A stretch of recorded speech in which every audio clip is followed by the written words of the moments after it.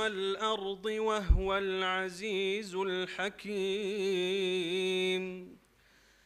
له ملك السماوات والأرض يحيي ويميت وهو على كل شيء قدير. له ملك السماوات والأرض وإلى الله ترجع الأمور. يولج الليل وهو على كل شيء قدير. له ملك السماوات والأرض وإلى الله ترجع الأمور. يولج الليل في النهار ويولج النهار في الليل وهو عليم بذات الصدور.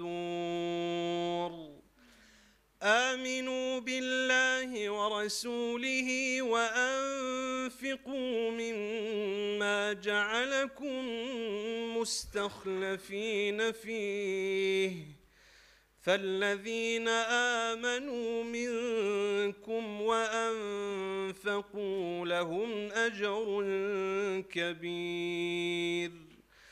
وما لكم لا تؤمنون بالله والرسول يدعوكم لتؤمنوا بربكم وقد أخذ ميثاقكم إن كنتم مؤمنين. صدق الله العظيم.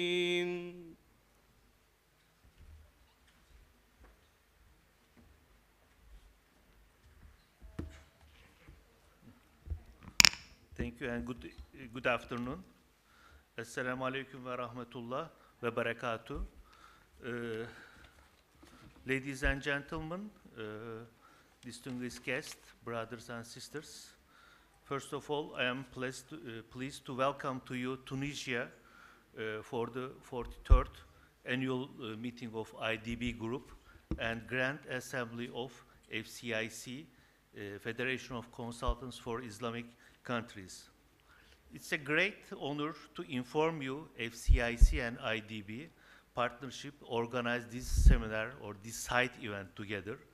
We would like to discuss with you opportunities, challenges for developing infrastructure for Africa continental.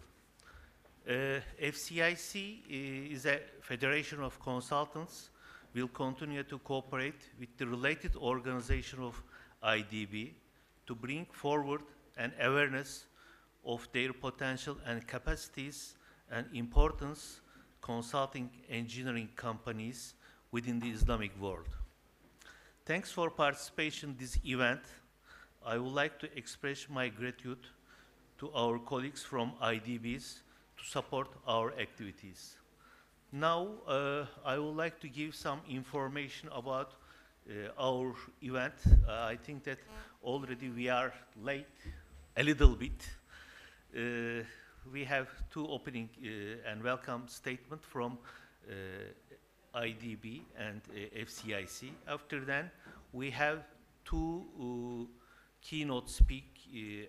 One of them, business opportunities in the region, mainly in Africa, and from the project procurement departments and colleagues. And the second, it will be interesting subject, project insurance system. I believe that some of the colleagues, they will be get much more benefit from these keynote speech. Also, we have another friends with us from the FOCIC. This is the contractors and construction companies representative. They would like to give us a little or very short presentation. I hope we will allocate the time to them and to listen their activities.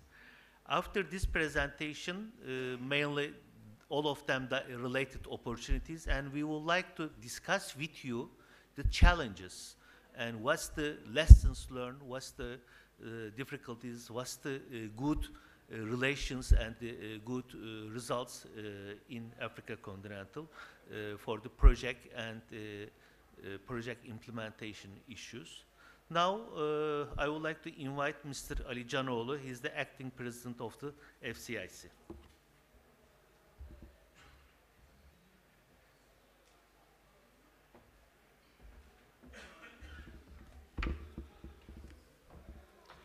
Good afternoon, dear distinguished participants, dear brothers and sisters. Welcome to our seminar. The subject already defined, opportunities and challenges for developing infrastructure in Africa. First of all, I must express IDB's thanks to give us an opportunity for this seminar. Secondly, many thanks to Tunis for their hospitality. Thirdly, many thanks for all of you for your participations. I hope this seminar will be beneficial for all of us. Thank you again for your participation.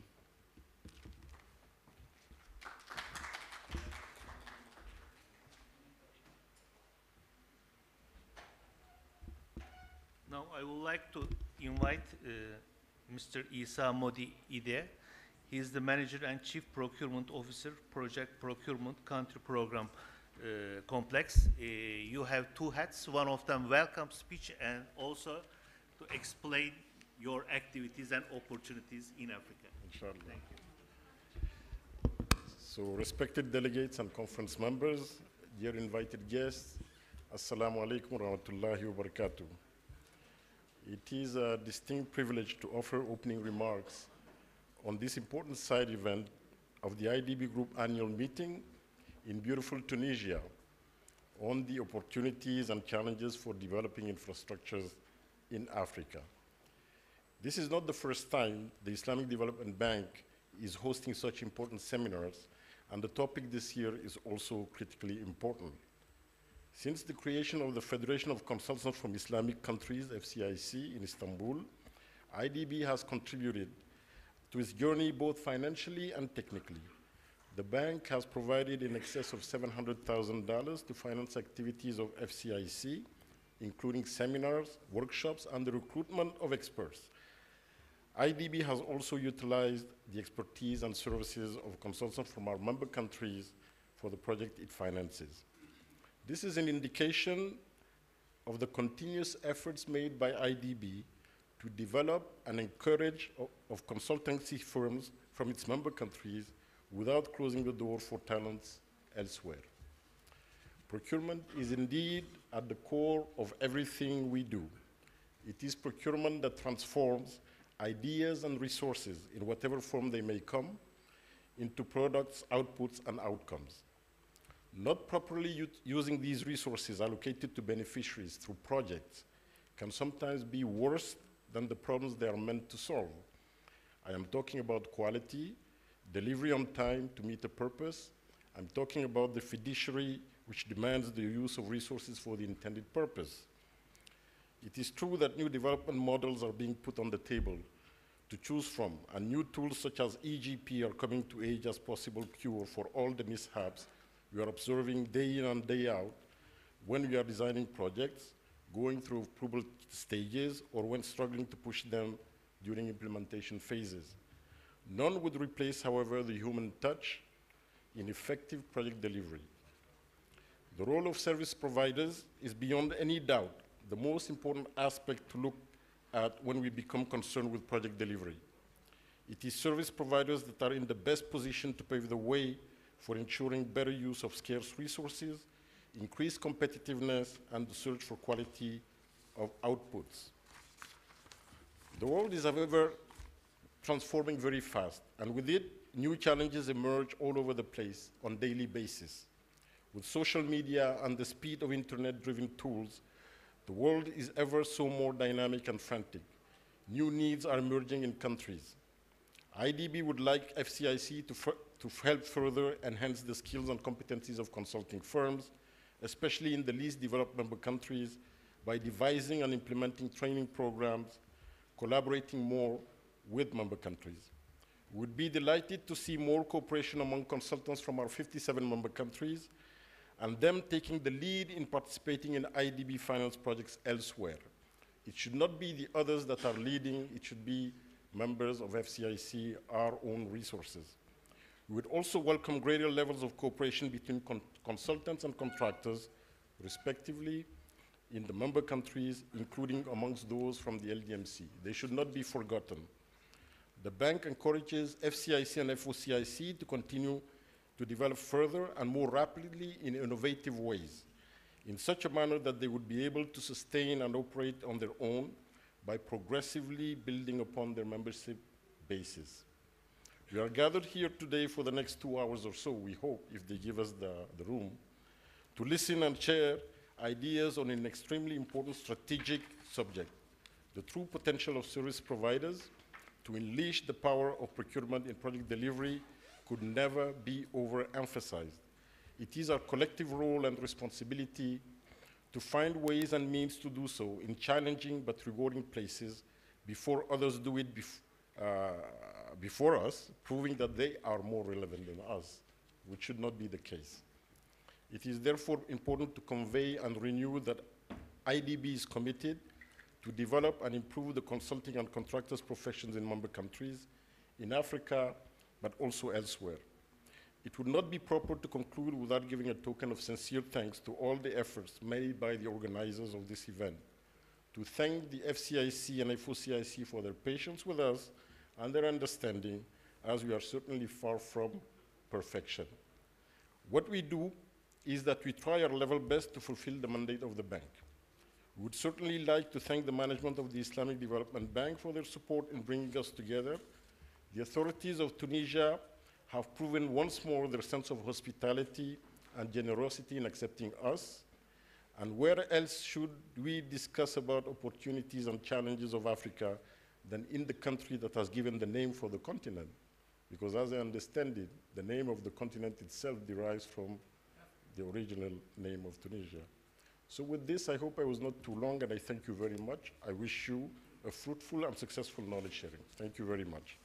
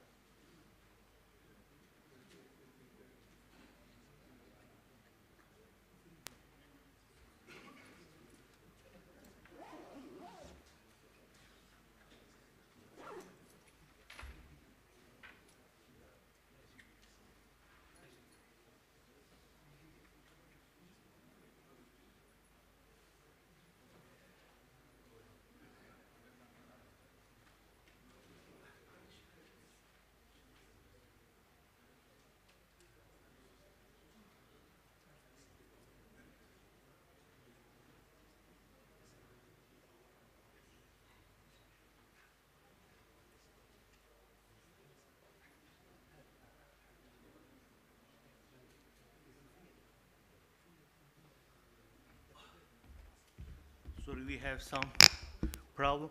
Perhaps you make your presentation.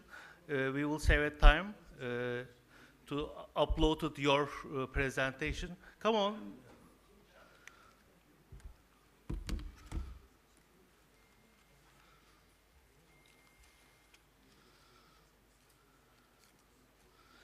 I would like to introduce to you Mr. Malik Ali Dongla. He is the member of FOIC, as I said, our sister organization, and mainly in contractors. He's from Sudan. You have only 15 minutes.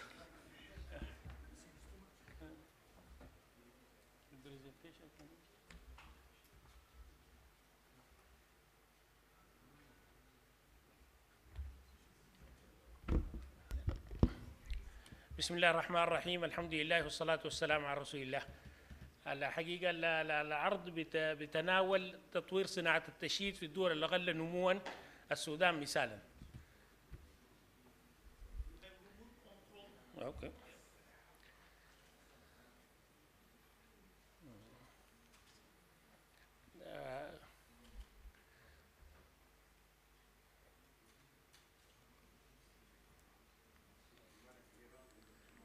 السودان، معلومات بسيطة عن السودان. المساحة 1881 سكوير مترز، محاط بشاد وأفريقيا الوسطى ومصر وليبيا وإثيوبيا وأريتريا والبحر الأحمر وساوث السودان.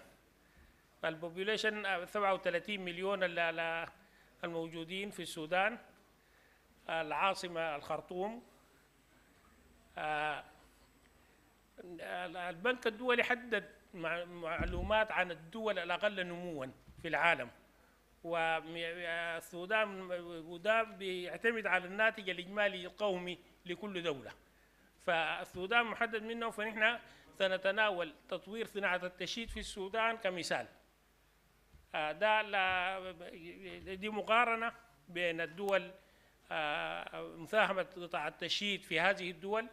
في أستراليا 7%، في بريطانيا 6%، في الولايات المتحدة 4.6%، في الصين 6%، وفي كندا 7%. بينما في الدول العربية السعودية 16%، الأمارات 10%، والجزائر 11%، وقطر 10%، بينما في السودان أقل من 4%. ده برضو يوري الشيء. الكونستراكشن GDP في بين الشمال والجنوب. دي مقارنة عن صناعة التشييد في السودان، هي كانت بتساهم بحوالي 4% في الناتج الإجمالي القومي، وكان هناك راعي لهذه الصناعة هي وزارة التشييد والأشغال العامة، لكن حلت هذه الوزارة وقسمت الصلاحيات بتاعتها على عدة جهات في السودان.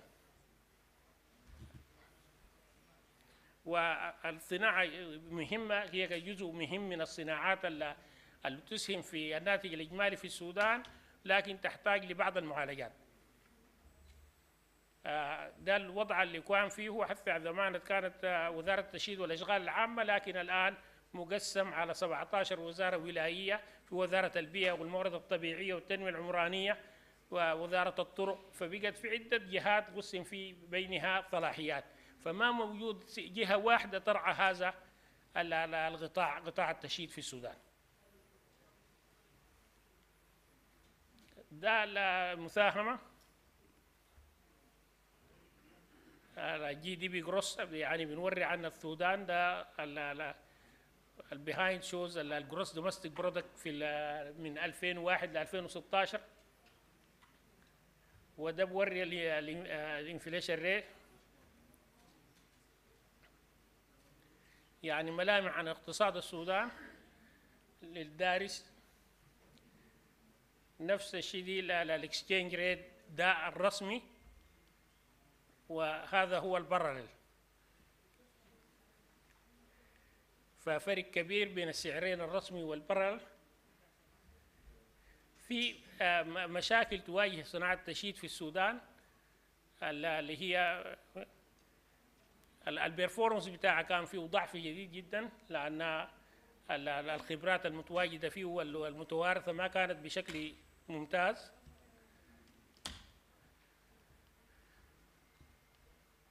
دي التشالنجز اللي بتواجهنا، اللي هو الضعف بتاع الاقتصاد، البور بيرفورمانس، والجاب بين الفهم بتاع الحكومه والقطاع الخاص للشغله،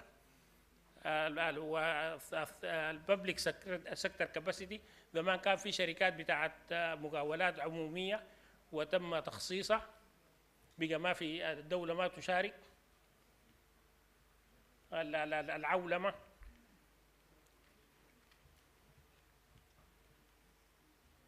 طيب، دي بعض المشاريع التي أقيمت في السودان: محطات المويه، محطة المنارة، بعض المشاريع الصور فيها عشان نوري انه في حاجه شغاله. لكن في تشالنجز بتواجه قطاع التشييد في السودان، اللي هو تغيير الاستاف، لانه بيكون الكلاسيفيكيشن فيه change بتاع التكنيكال during البروجكتس. في complaints by the consultant not to be included in the list. في many government projects are awarded to unqualified contractors technically or financially. وفي موضوع الشفافية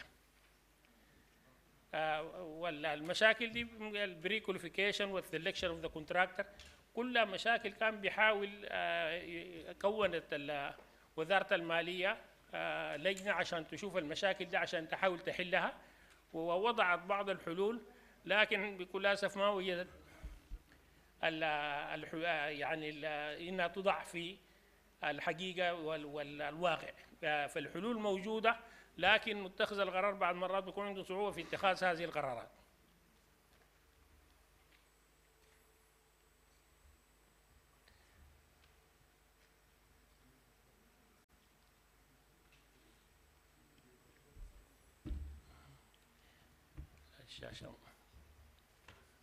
الشاشة دي هنا، الشاشة اللي تحت ما شغالة هنا.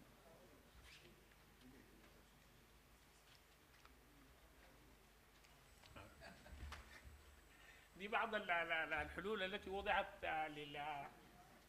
لوزارة المالية عشان يحلوا المشاكل الموجودة، وتم وضعها في مصفوفة لكل واحد من الحلول دي، ووضع يعني حلول لكل مشكلة، سواء من المشروع في بدايته، إنه ما يبدأ المشروع ما لم تتوفر الرؤى المالية المحددة، يتم تأهيل الاستشاريين واختيارهم بصورة صحيحة، يتم اختيار المقاول المسجل والمصنف، ويكون عنده إمكانيات، يكون الموقع جاهز للتسليم. فكمية من المشاكل حقيقة المشاريع ما بتتم في مواعيدها، لأنه بيكون يا إما الدولة سبب فيها، يا إما يكون الاستشاري سبب فيها، يا إما يكون المقاول سبب فيها.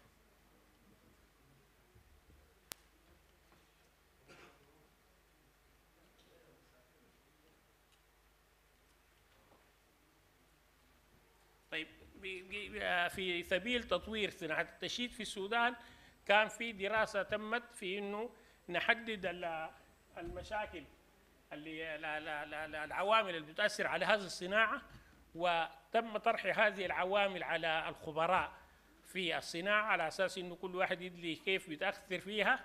وثم كان كثير من الكتاب والباحثين عن صناعة التشييد بيقولوا إنه صناعة التشييد هي صناعة ديناميكية وليست صناعة عادية، فكل العوامل بتتأثر بطريقة ديناميكية. فتم عمل سيستم دايناميك موديل للصناعة عشان يعمل محاكاة لهذه الصناعة عشان نقدر نفهم البيهيفير بتاعها، ومن ثم ربطها بالجي دي بي بتاعها على أساس نشوف مساهمتها وكيف نقدر نعالج إنه نطور هذه الصناعة. تم عندنا تحديد 16 عامل اللي بتأثر على صناعة التشييد، حددناهم في إنه transfer of technology, competitive environment, regulation of the sector, foreign direct investment, macroeconomic factors, inflation rate and exchange rate, engineering education, production of construction input materials, human resources, training capacity skills, migration of engineers and technicians, and loss of physical infrastructure, an order and law and structure systems that distribute work according to classifications, والglobalization, والimbalance between the private and public sector, والresearch and development. هذه العوامل كلها تم وضعها 16 وتم عمل استبيان ل50 من الخبراء في المجال. هؤلاء الخبراء حددوا عملوا رانكينج لهذه الفاكتورز والعلاقات بها. تم إدخال هذه المعلومات في سيستم دايناميك موديل على أساس إنه نقدر نعرف نفهم البيهيفير بتاع الكونستراكشن اندستري عشان نقدر نطورها. المشكلة إنه بقت عندنا ما في على داتا موجودة عشان تقدر تحكم بها إنك كيف تعرف العلاقات دي، العوامل دي تأثر في بعضها البعض وتؤثر على المنظومة ككل كيف.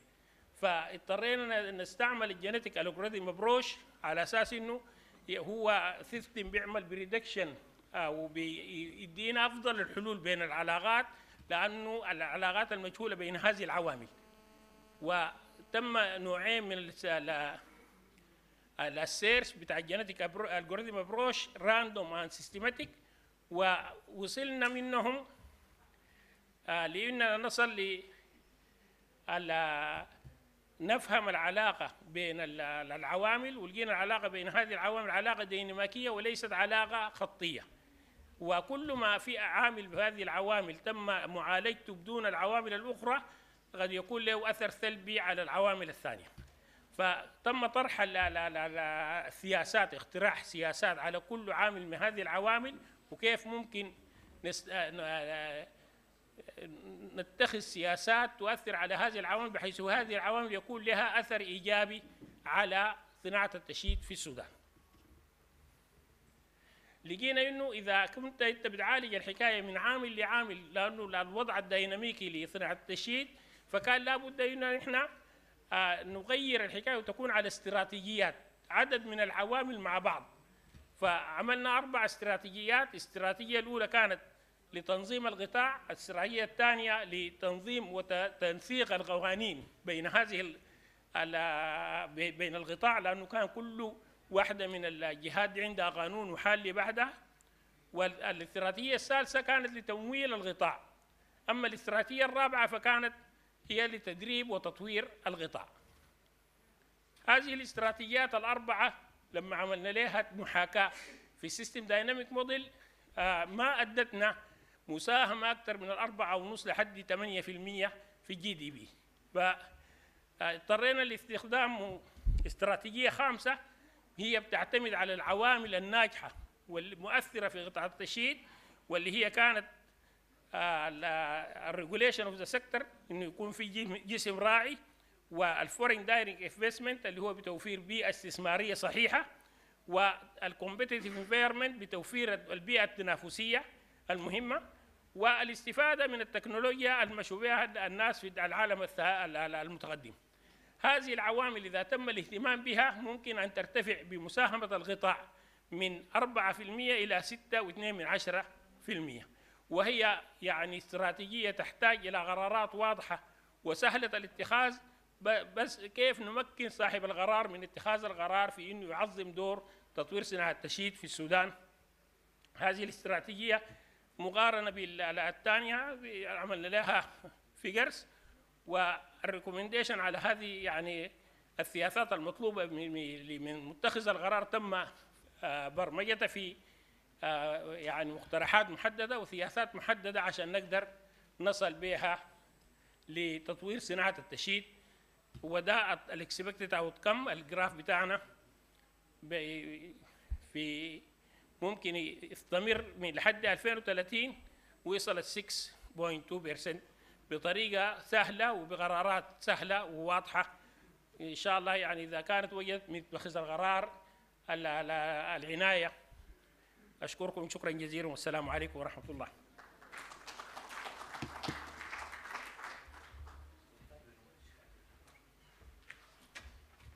Thank you very much, my brother. And also, I would like to invite now our last keynote speaker, Ms. Gamze Sarıoğlu.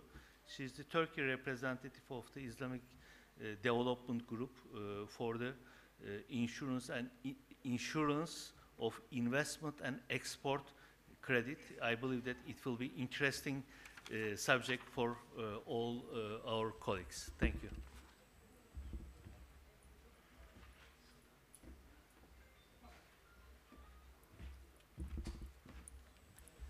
Good afternoon, dear guests, esteemed colleagues, esteemed guests, and excellencies. I would like to start with thanking FCIC for giving us this opportunity today. And I would like to introduce my institution to you a little bit, and I will end up by talking about some of the deals that we have closed in Turkey and in Africa as sample transactions. And afterwards, we can continue with your questions. So the first, actually, sorry. Okay. So I am the representative of ISEC in Turkey, and my institution's short name is ISEC, easy to pronounce for everybody. And we are one of the institutions that is under the umbrella of IDB, along with IRTI, ICD, and ITFC. And here we are giving a little bit of brief information about the shareholding structure of ISEC. As IDB and as every institution under umbrella of IDB, ISEC is a multilateral with preferred creditor status. ISEC was established in 1994, and the headquarters is based in Jeddah. And the main shareholders of ISEC with 52% is IDB, with 21% Kingdom of Saudi Arabia. And we have a rating from the Moody's that is AA3, and it's really strengthening ISEC in the international market in terms of giving support to the global financial players. So we will talk about that later while talking about some of the sample transactions. And what is ISEC mandate? ISEC's mandate is to support the trade and the investments between the members and to the members. And talking about members, I would like to underline a couple of members of ISEC here. We have more than 20 countries in sub-Saharan Africa region. Those are members of ISEC. Turkey is a member of ISEC. And in Asia, we have Malaysia, Indonesia, Bangladesh, Pakistan, and Iran. And almost all of the MENA and GCC region are our members. So as I was briefly underlining that the mandate of ISEC is to support the FDIs coming in and going out from our member countries, as well as the foreign trade. So I will briefly talk about the basket of the risks covered here. When we talk about the political risks, we talk about war and civil disturbance, non-payment caused by currency transfer restrictions, and expropriation. And when we talk about the commercial risks, we're talking about the non-payment risks of the buyers. And when we have a for instance, an LC transaction, non-payment risk of the buyer's bank, that is the issuing bank of the LC, and refusal of the buyer to accept goods after shipment, which is really a very valuable thing that we do. It's a favor for the traders and for the exporters, actually. Not many of the insurance companies today are taking these kind of risks. I mean, these are really comprehensive services that we offer to our clients. So continuing with the products, these are the trade credit insurance products that we apply for short-term transactions. One of them is the comprehensive short-term policy. That is the credit insurance policy, where we are taking the non-payments and the political risks of the off-takers. And we also offer the specific transaction policy. Those are having longer tenors for the exporters, where we are taking the non-payment risks along with the country risks of the importing company. So the product mix that we are offering for the investors, for the financing banks, and for the contractors.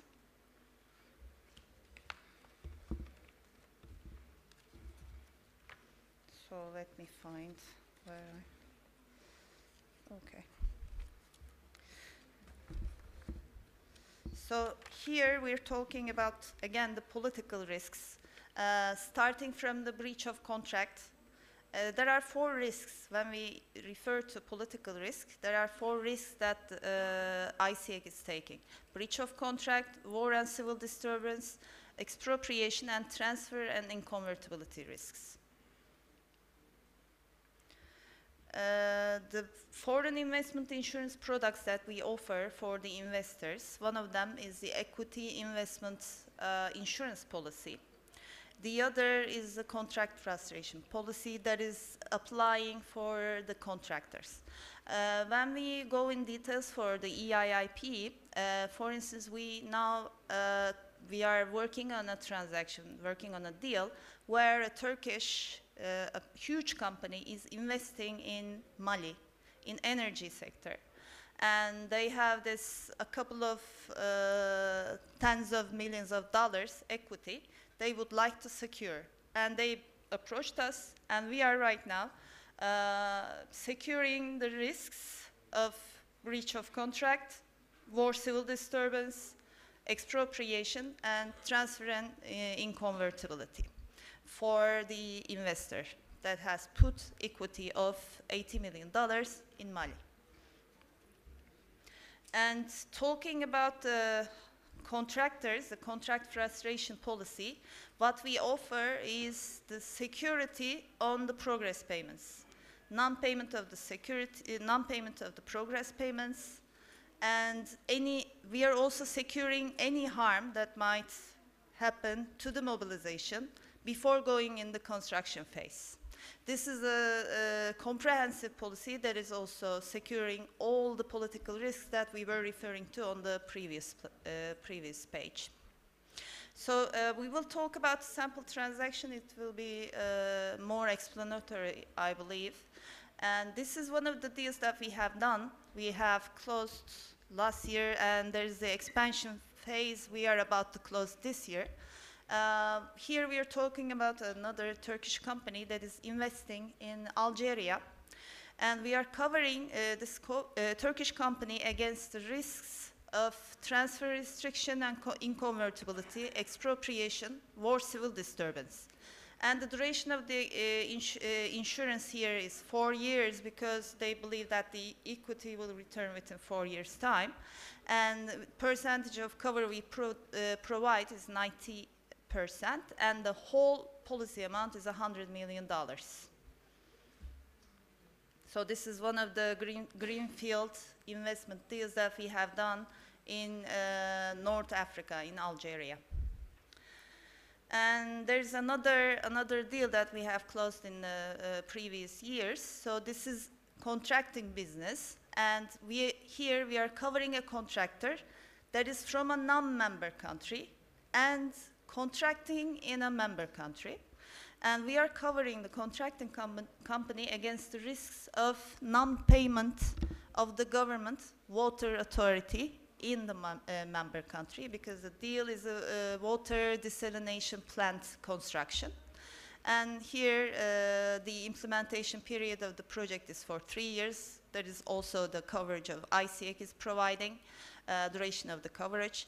And percentage of cover we are providing is 90%, and the amount of the coverage is $25 million.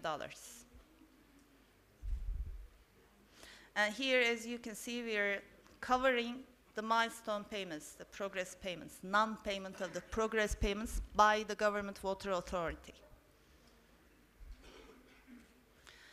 So another product that we are offering is the foreign investment insurance products for the financial institutions. Basically the same risk that we are covering, in addition to the risk that we're covering for the equity providers, is a policy called non-honoring of sovereign financial obligation risk. And the other risks are being covered by the comprehensive policies. We have bank master policy that we are providing coverage against all the 4 risks that we were referring to, including non-payment risk, where we are providing financial institutions a coverage for the loans that they're granting to their clients in member countries, of course. The other is DCIP, Documentary Credit Insurance Policy, where we are covering the non-payment risks along with the country risks of the issuing banks when there's an LC issued by a member country. The LC confirmation bank is dealing with ICIEC and signing up a framework agreement with ICIEC. And under our coverage, under this framework agreement, they're confirming LCs, for instance, issued by banks in Burkina Faso, banks in Nigeria. It will be covered by ICIEC. So that's how they're enabling themselves to add confirmation to those LCs issued by our member countries' banks. The other policy that we are providing is the financing facility insurance policy. This is exactly the same policy that we are providing to the investors. We're covering the same risks, this time for the financial institutions. For instance, you're an investing company and you're investing in Africa, in Nigeria maybe, or in let's say in Tunis. Tunis is our host country. And along with the equity you're putting, you're looking for financing. With this policy, you're going to be paving the way for financing, making ICIEC, taking whole risks attached to the country and the investments in favor of the financing institution that is going to be providing financing to your company. And you are also, let's say you are putting 20% equity, you're getting 80% financing. The whole deal is covered by ICIEC. And that's how you're not only mitigating the risks that you're putting while you're investing your money, you're also mitigating the risk and paving a way for the financing for the foreign creditors, maybe the international creditors.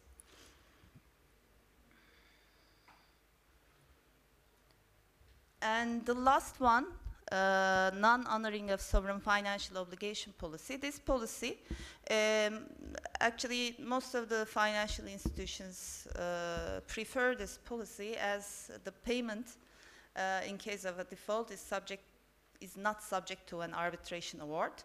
And this is how banks are being able to transfer the risk.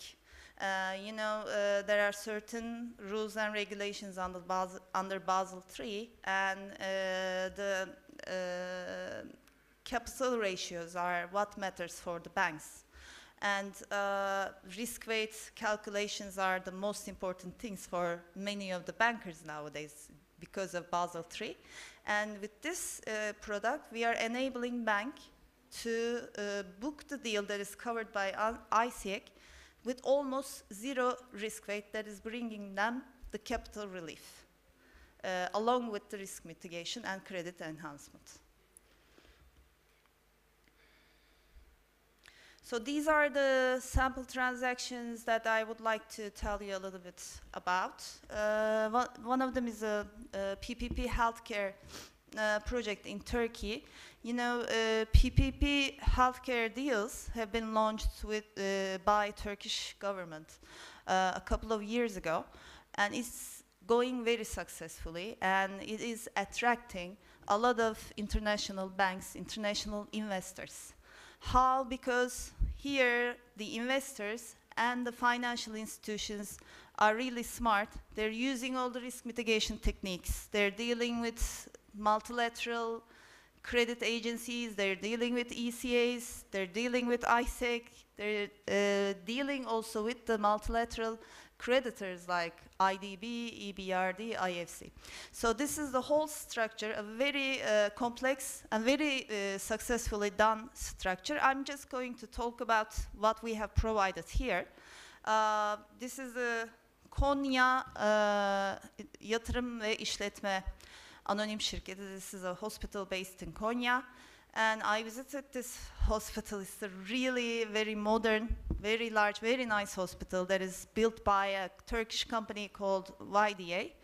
And here in this financing, there's IDB, there's EBRD, and there's Siemens Bank that use the coverage of ICEC while they were one of the B lenders of EBRD. So this was one of the rare deals that we have done, because this is the deal that we have first time experienced covering a B lender.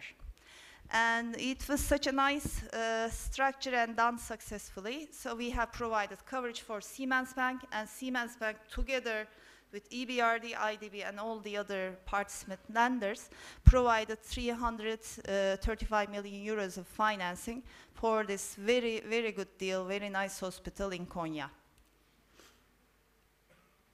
So this is another deal that we have done. This is the hospital in Adana. This time the sponsor was Renaissance, another highly reputable construction company in Turkey.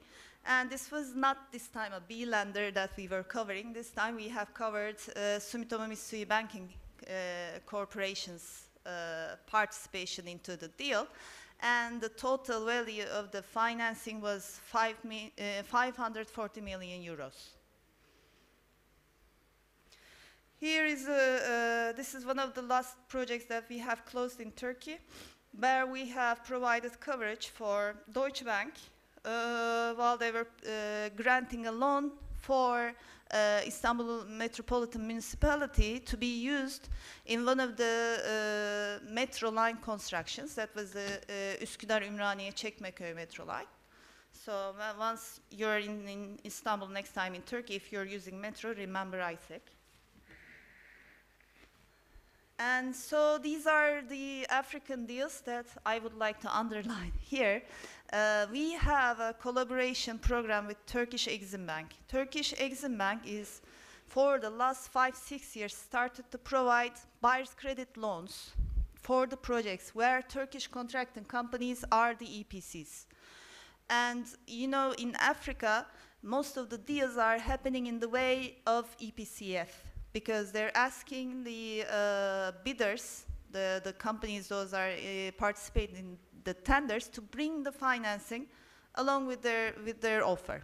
So this is where ICEC is coming in the picture, because we are in contact with many of the large construction companies in Turkey, and we tell them before going in the tender, take ICEC's proposal and start talking to the banks to ease your financing structure, and this is what exactly is happening. And this is how we come to the point where we are collaborating with Türk Exim Bank in the buyer's credit loans they're providing directly to the countries in Africa. One of the projects we have closed was a project that is a stadium construction, sport complex in Douala, and the total amount was around $200 million. And we have covered the total of the financing up to 95% for Turkish Exim Bank that has provided the loan directly to the government of Cameroon. So these are the deals. I'm not allowed, let's say, to give you more details because we still working on closing the deals, but it will be happening very soon. One of them is Senegal Congress Center project in Dakar. The other is Market of National Interest and truck station, again in Dakar.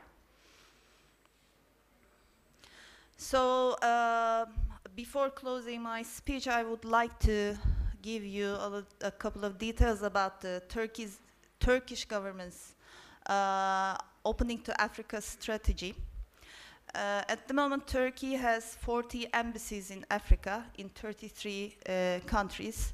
Turkey has diplomatic missions. 33 African countries have diplomatic missions in Turkey. And Turkish Airlines flies to 51 destinations directly in 33 countries in Africa.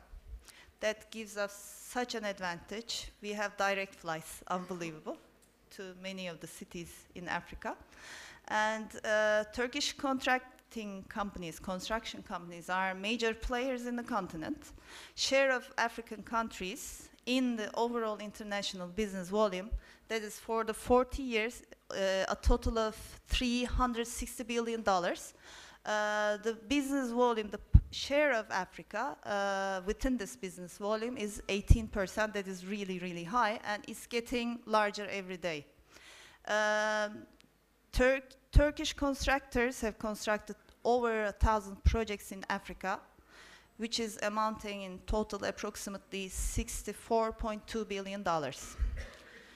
ICEC provides coverage, protects contractors' equity when there is a BOT or PPP structure that we are talking about, mobilization works, as we referred to, and project income, the progress payments on one hand, and provides risk mitigation to financial institutions for the financing of these projects on the other hand.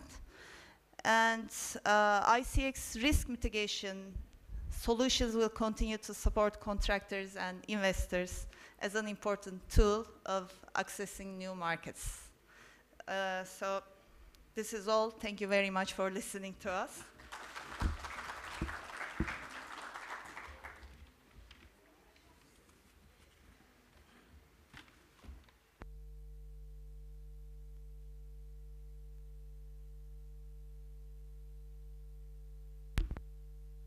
Thank you, Ms. Sarıoğlu. I think that after her presentation, ICEC will be a part of our life as a contractors, as a consultants and engineers, because it's a huge and big opportunities for us.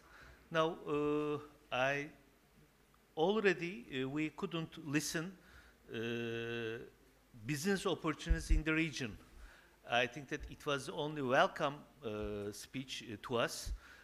I would like to invite Mr. Isa Modiedi as a manager and CPO of the Country Programs Complex, IDB.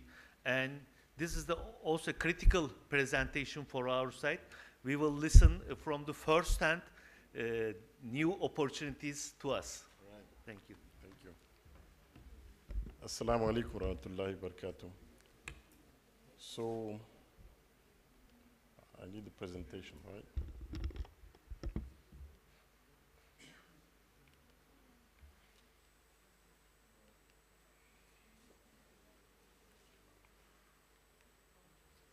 No. There is a saying, if you don't know where you're going, then any road will take you there. And this is particularly true because I see that everybody is here. Everybody's awake and everybody has been excited by the presentation made by ICEC. It means that the consulting industry and the contracting industry is not limited necessarily to consultants only, but it is, how do you say that? It is an environment that everybody has an opportunity to play in. We're talking about Africa.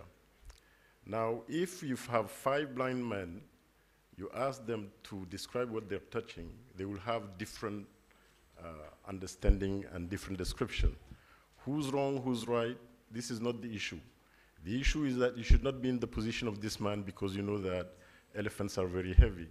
What you should be doing is to be on top of the animal. And this is what procurement does to you.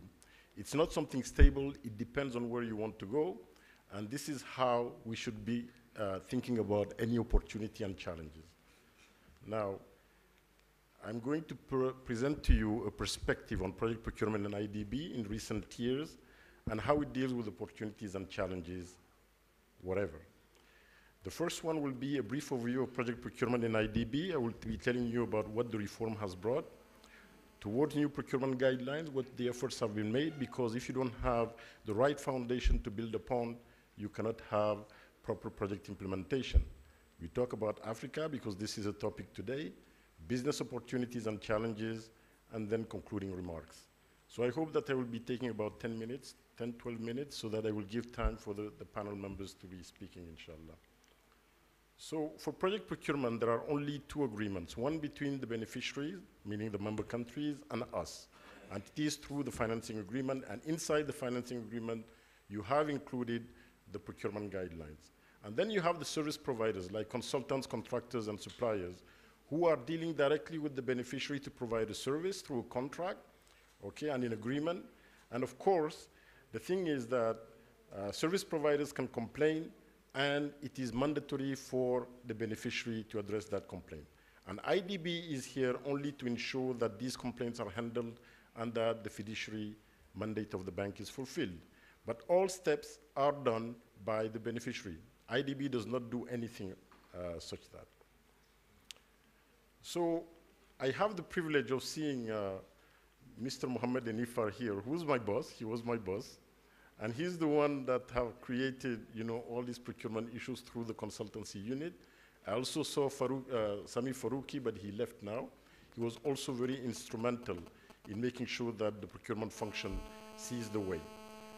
In 2009, what has happened is that there was a matrix system adopted by the bank, and the procurement had to adopt.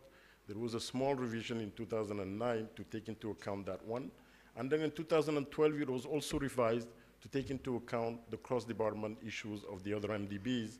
But basically, it was the same as was approved in 2003, 4, and so on. In 2013, there was a decision to upscale, and the guidelines remained the same. We had CDD type projects that were not contained in the guidelines, so it created some small issues. And until December 2017, what we had is the sponsored initiative, where procurement specialists were working with the sector specialists to make sure that large and complex projects are being implemented. And then we introduced the concept of procurement analysts in the field, and then the bids evaluation committee of the bank was replaced by the OPRC, which is the acronym for Operation Procurement Review Committee. So now what has happened is that there was a reform since January. It brings the project procurement function under the Vice President Operations, and it brings it a level of independence never achieved before, thanks to the effort of all those who have preceded it.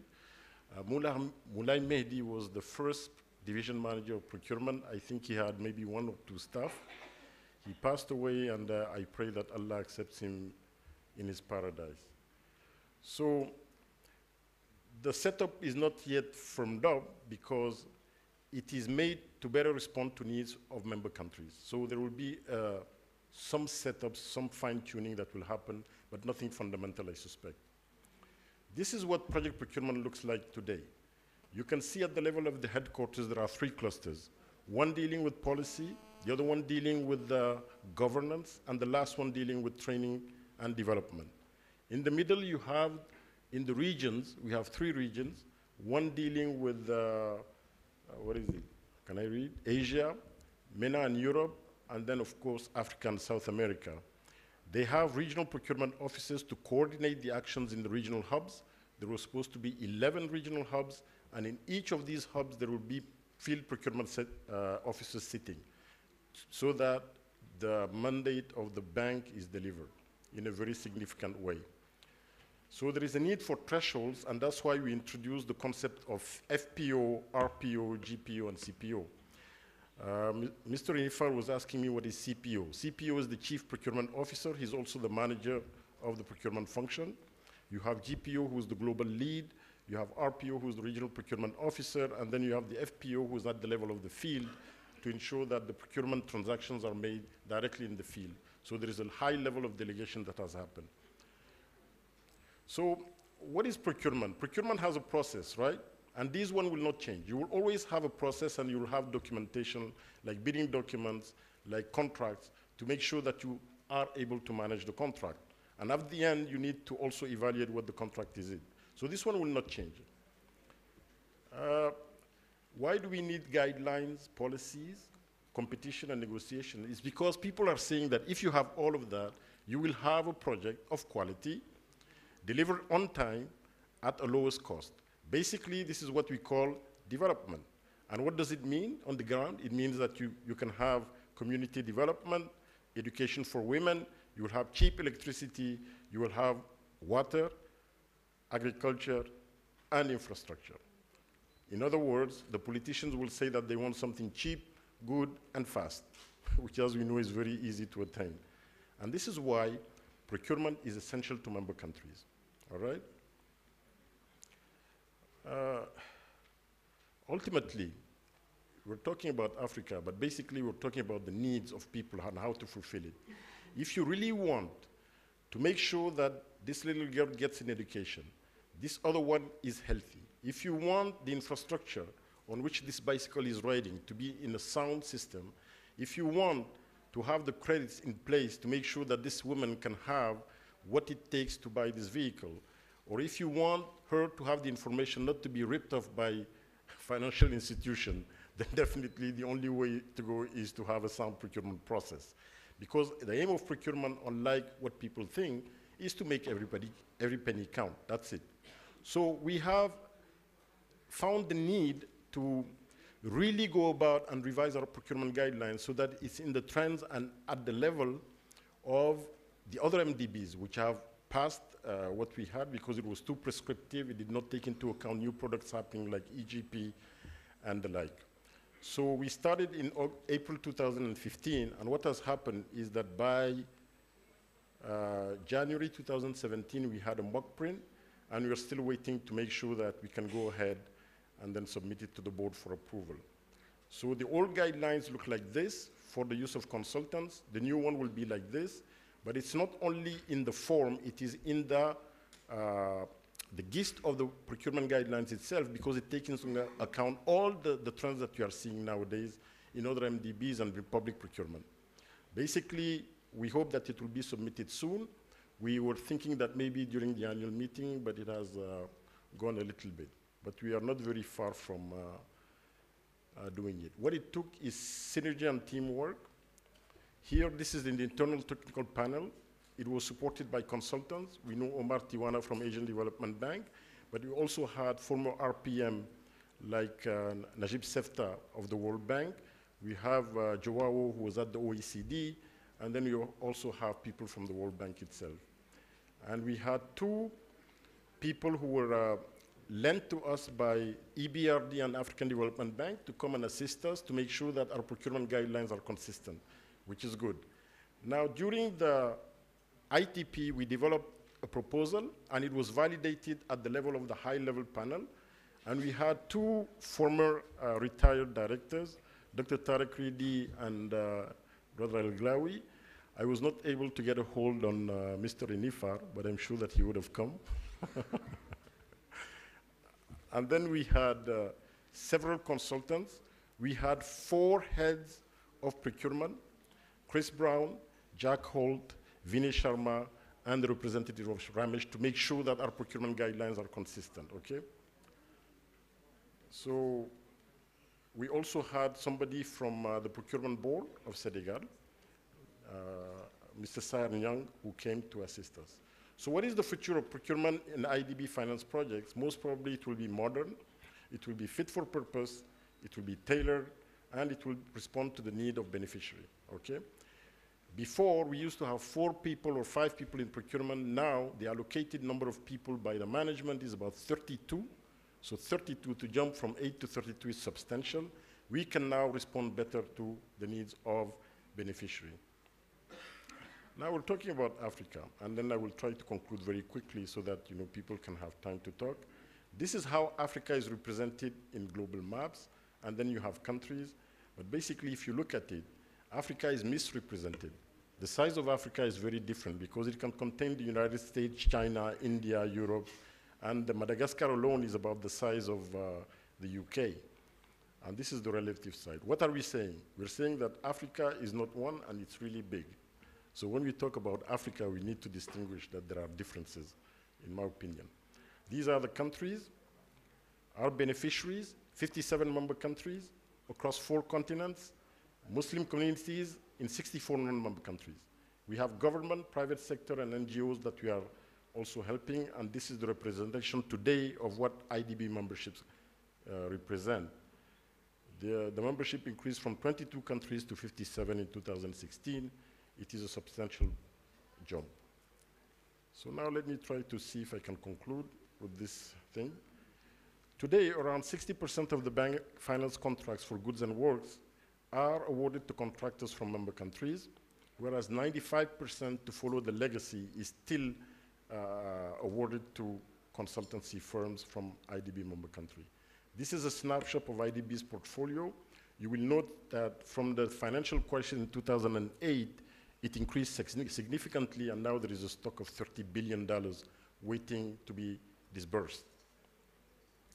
We have rural electrification, we have power, we have transport, we have microfinance, capacity building, dams, irrigation, agriculture, industry. All these are the sectors in which we are intervening, and we have a stock of things that we need to do.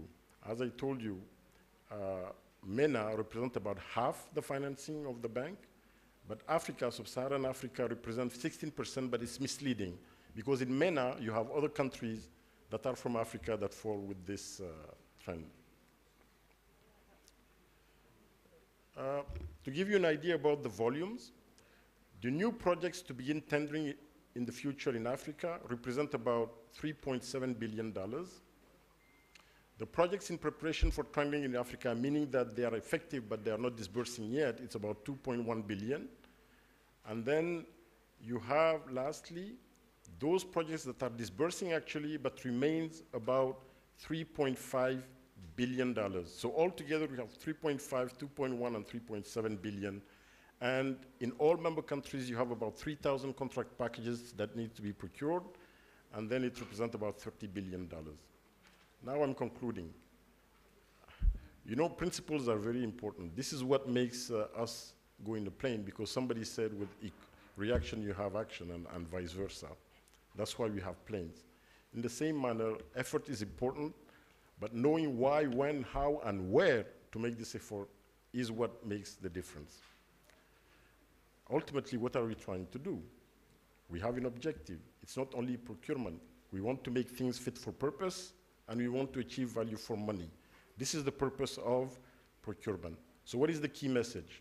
For qualified companies, you must be encouraged to participate in IDB's finance project in order to positively contribute in successful project delivery. For companies with good potential to develop, they can grow with IDB because we have a substantial stock that needs to be procured, and we cannot do it without consultants and contractors.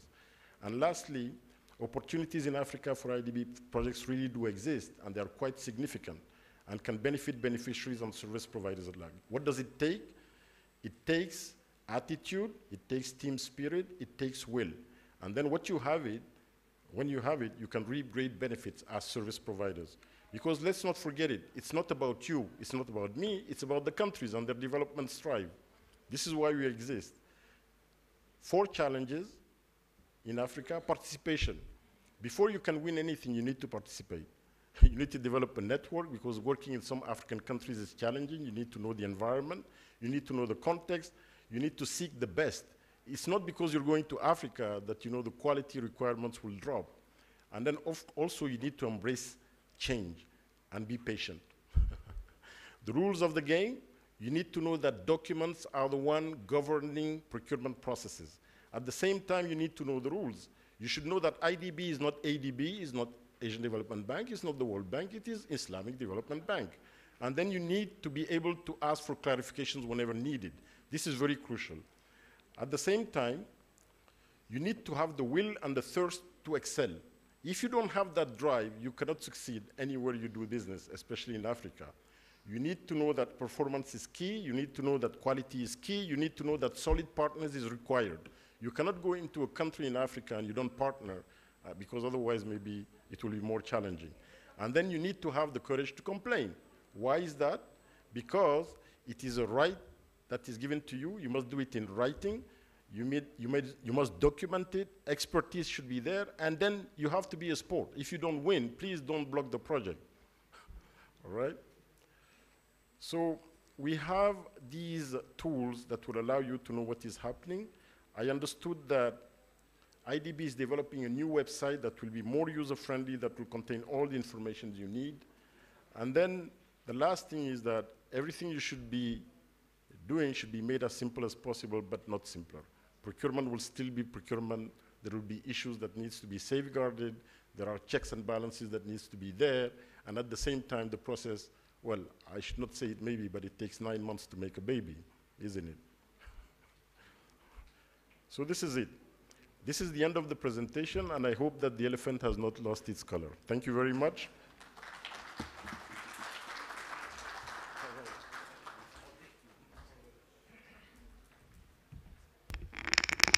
Thank you, Brother Isa. Now, I would like to invite our panelists. We have only 35 minutes, but why our time is limited? After the 3 p.m., our translation will be stopped, and our translators, I think that they are moving from this place.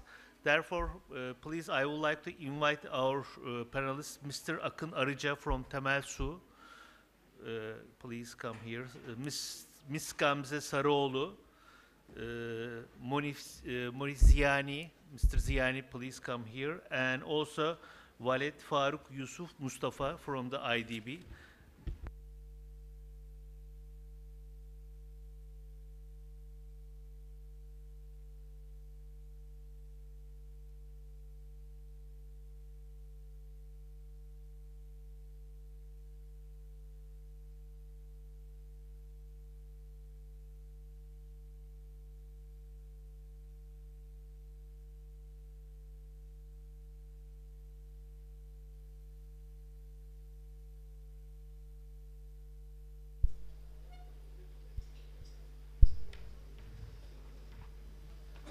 Okay, thank you. Now we have some additional keynote speakers. Therefore, we are a couple of minutes late. But it was very important keynote speeches. I believe that you got a lot of benefit from their presentations. Now we have a limited time, and we would like to I would like to ask our panelists some of their experience. What's their critical issue to work in Africa continental? Now we have some of the colleagues from engineering, also the banking, my both side representing the banking side, and also Mr. Mosef Ziyani. He's our vice president, and also he's the world's biggest consultants and engineering associations vice president, and he's a lot of experience not only Africa and other countries.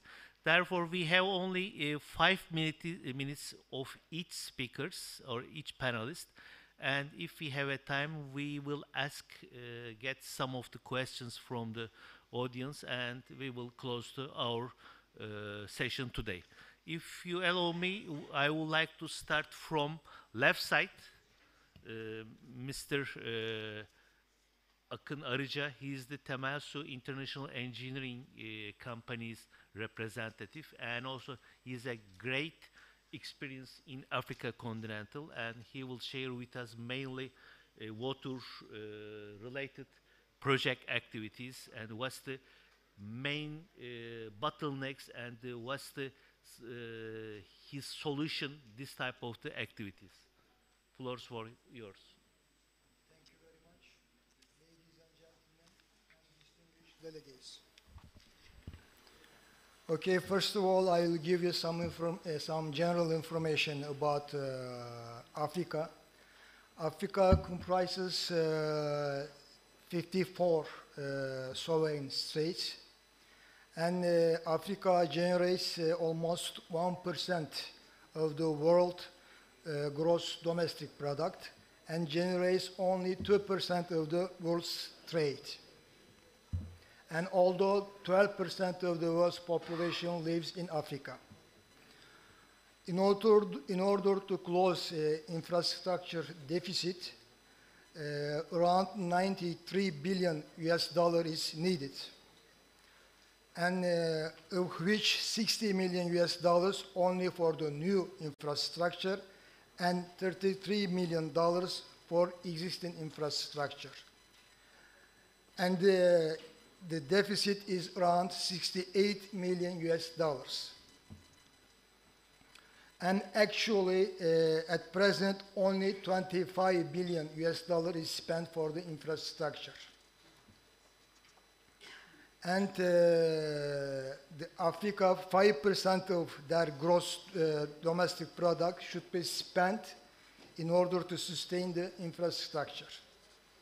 These are the general information about Africa. And also I'll give you some information about the opportunities.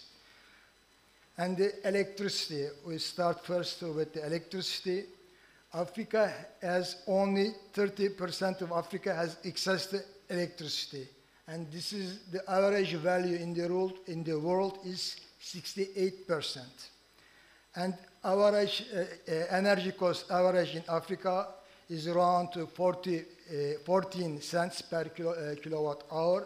And elsewhere in the world, it is between 5 and 10 centimes. And also there are vast untapped natural gas reserves and significant hydroelectric power plant potentials. And some information about transport and roads. In Africa, Africa has 306 kilometers of road per 1,000 persons, and in the world it is around 7 kilometers. And the road freight is almost 4 times more expensive. And transport railways. In this field, Africa is the least developed, railway is the least developed infrastructure in Africa. Railway work network is around 69,000 kilometers, and of which only 55,000 kilometers is operational. And 10 countries from sub-Saharan Africans, they have no operational railway. And the railway network density ranges to 30 and 50 per million persons, whereas in the world it is around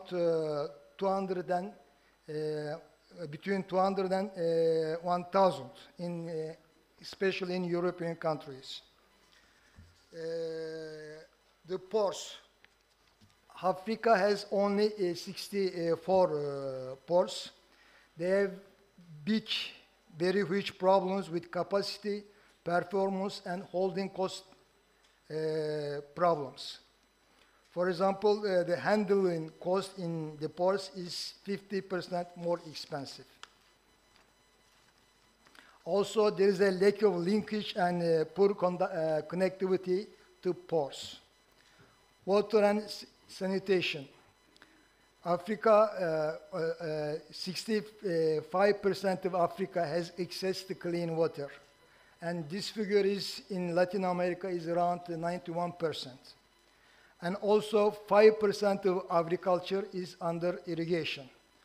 Although 60% of the world's available new farming land exists in Africa.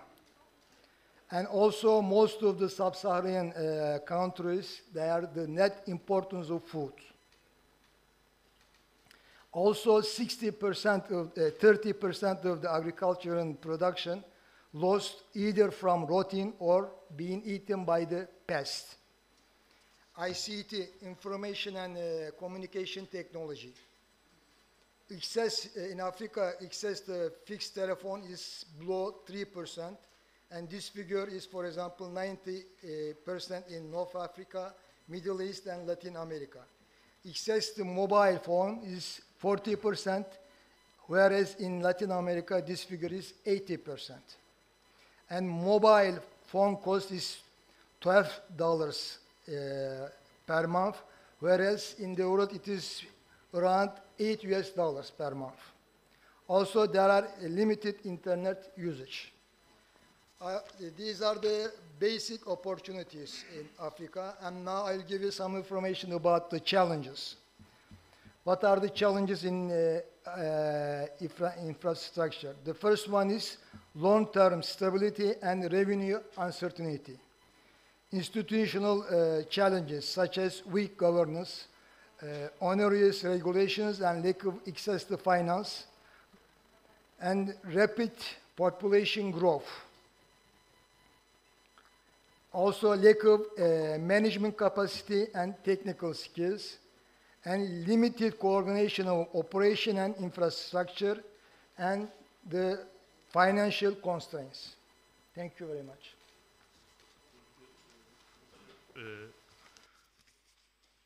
Arıca. It was very nice, summarized. Also, he gave some opportunities also from the different way. If you allow me, I would like to ask another question, Ms. Gamze Sarıoğlu. During their relationship with the local clients and some local bank and contractors, what was your main observation in Africa continental related your business in insurance activities? Thank you. Thank you very much, Mr. Chairman. I mean, there are a lot of opportunities in Africa, as our esteemed guest was referring to, and what we have experienced so far, other than hospitality, there is, as I observed, and as many of the specialists are saying, there's a need for the creation of a more comfortable investment environment, because there are a lot of infrastructure projects with huge amounts that being discussed in various countries in Africa, in sub-Saharan region, but we are not talking about a PPP regulation in many of the countries. There's a need for more advanced, or let's say thorough regulation in many of the countries, not only in terms of PPP, also in terms of investment. That is going to be open the doors for more investors and for more international financial institutions. So far, this is what I have observed, and right now in Turkey, under the umbrella of DEİK, the Foreign Economic Relationships Council, we are working on transferring the information and experience of Turkey to some of the countries in Africa, in Western Africa, being a part of ECOWAS organization, and so we will be contributing to the advancement of enhancement of the PPP environment in countries in Western Africa. Starting from there, hopefully we will spread to the other regions. Thank you, Ms. Sarıoğlu. Now, Mr. Ziyani, you are from this continental and perhaps a representative of the Africa within this panelist. I believe that you will give us some of the experiences, not only from the Africa, also in other continental countries, but we will like to focus Africa and what's the challenges and how we will be work and help this continental together. Thank you. Okay. Thank you. I was asked to join this panel 2 hours ago, so I am sorry I don't have slides, but maybe it's better. The second thing I want to mention that I'm from Morocco, so I speak Arabic, excellent Moroccan Arabic, good French, and medium English. So I choose to speak first in French and second in English to practice my English, to improve my English. Je voudrais d'abord, si vous permettez, je laisse les gens faire les... Je voudrais profiter de cette occasion et en tant que vice-président de la FCIC, d'abord pour remercier la Banque islamique du soutien qu'elle manifeste vis-à-vis des ingénieurs conseils provenant des pays islamiques. Et je voudrais à ce propos réagir un petit peu à la présentation qui a été faite par le responsable de la Banque islamique concernant le procurement et particulièrement du côté des ingénieurs conseils. D'abord, il faut reconnaître que la Banque islamique encourage les sociétés d'ingénierie et les ingénieurs conseils qui viennent des pays islamiques. Pour les gens qui ne le savent pas, les shortlists qui sont faites pour les études et pour la supervision des travaux, en général, ne comprennent que des sociétés d'ingénierie provenant des pays islamiques. C'est une très bonne chose et je tiens à remercier encore une fois la Banque islamique. Mais il se trouve que de temps en temps, la Banque islamique juge qu'il est intéressant d'élargir cette shortlist et de mettre des pays européens, des bureaux d'études européens, américains.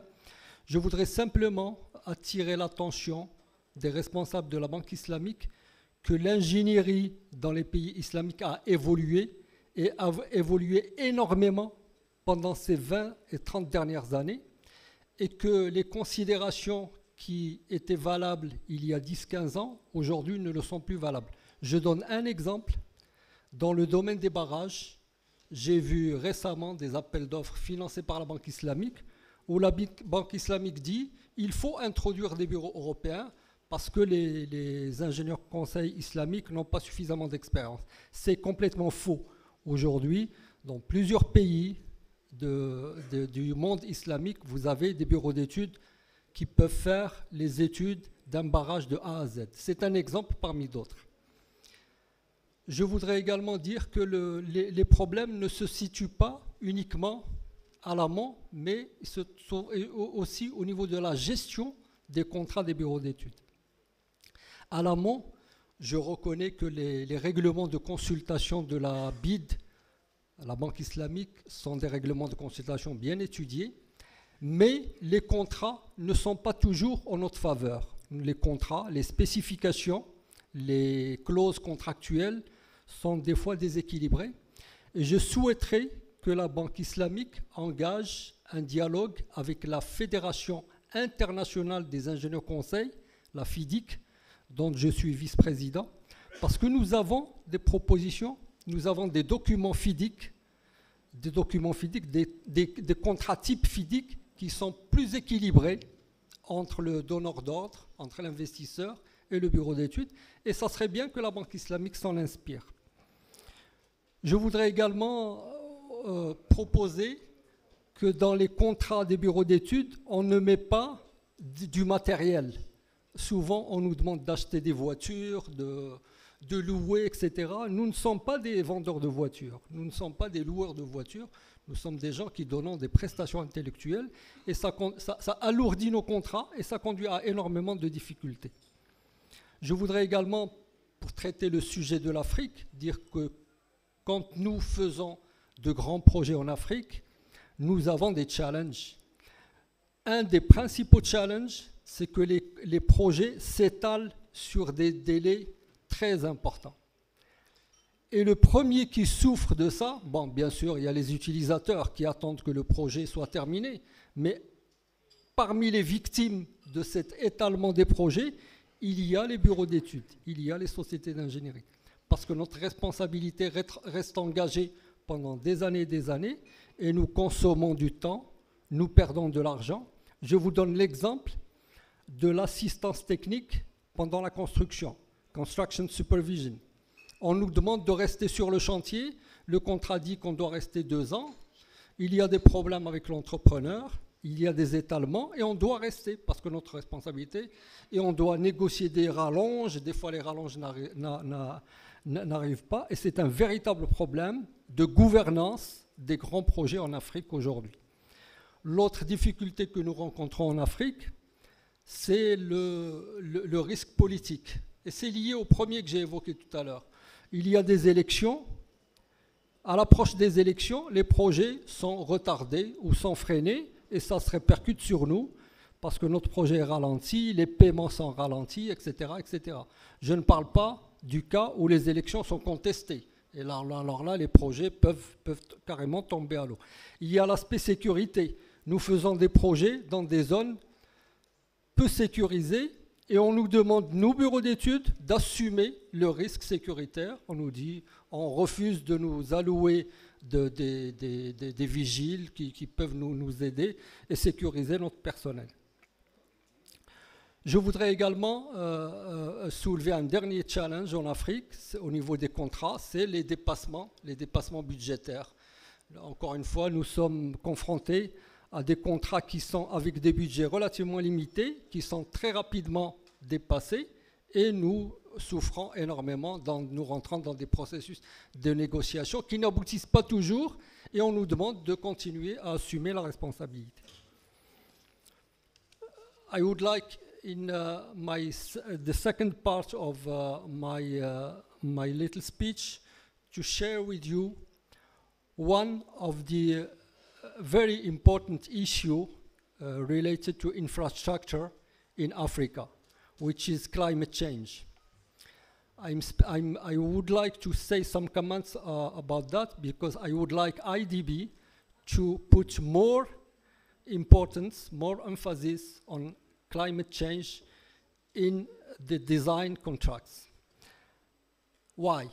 Because we as consultant engineers, we think that this issue of climate change has to be introduced at the early stages of the project. As we say in our business, you have to do the project right, but you have to do the right project. I mean, if you want to face climate change challenges, you have at the early stage to choose the right project which will generate little effect on environment and which will be resilient to climate change.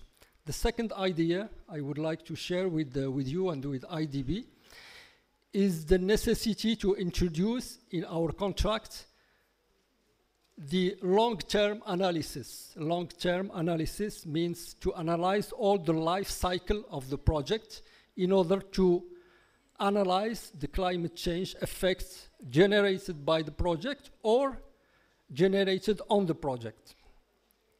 The third idea I would like to share with you concerning climate change is the data.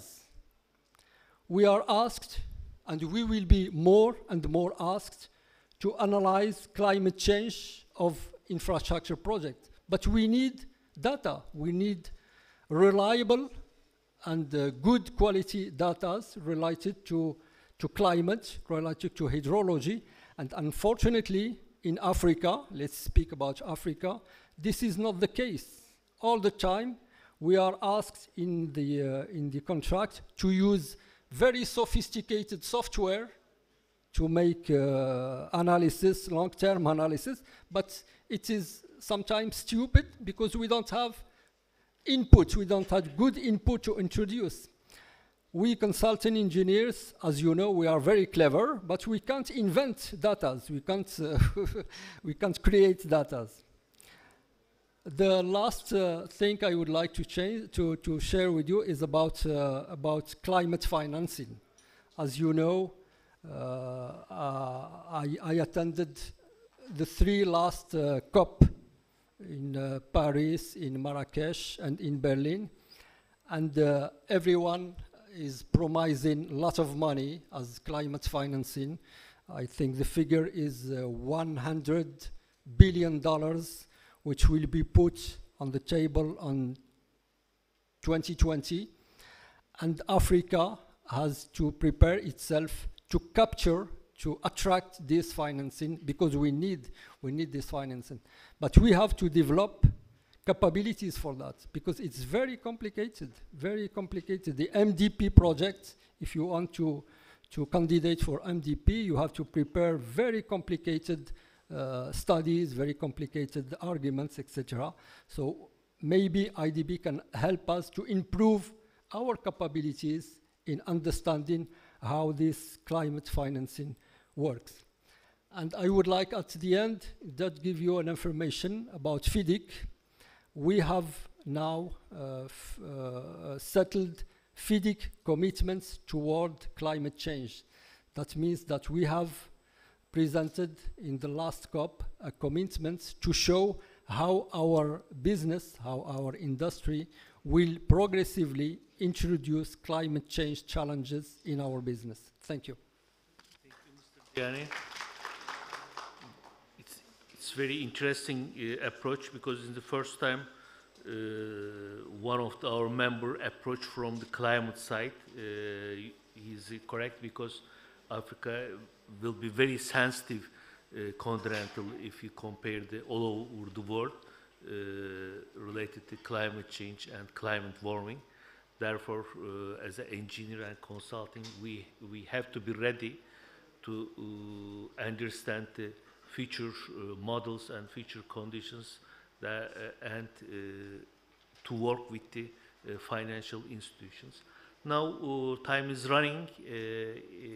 The last panelist from the IDB, Mr. Wyatt, and he will make a conclusion and summarize.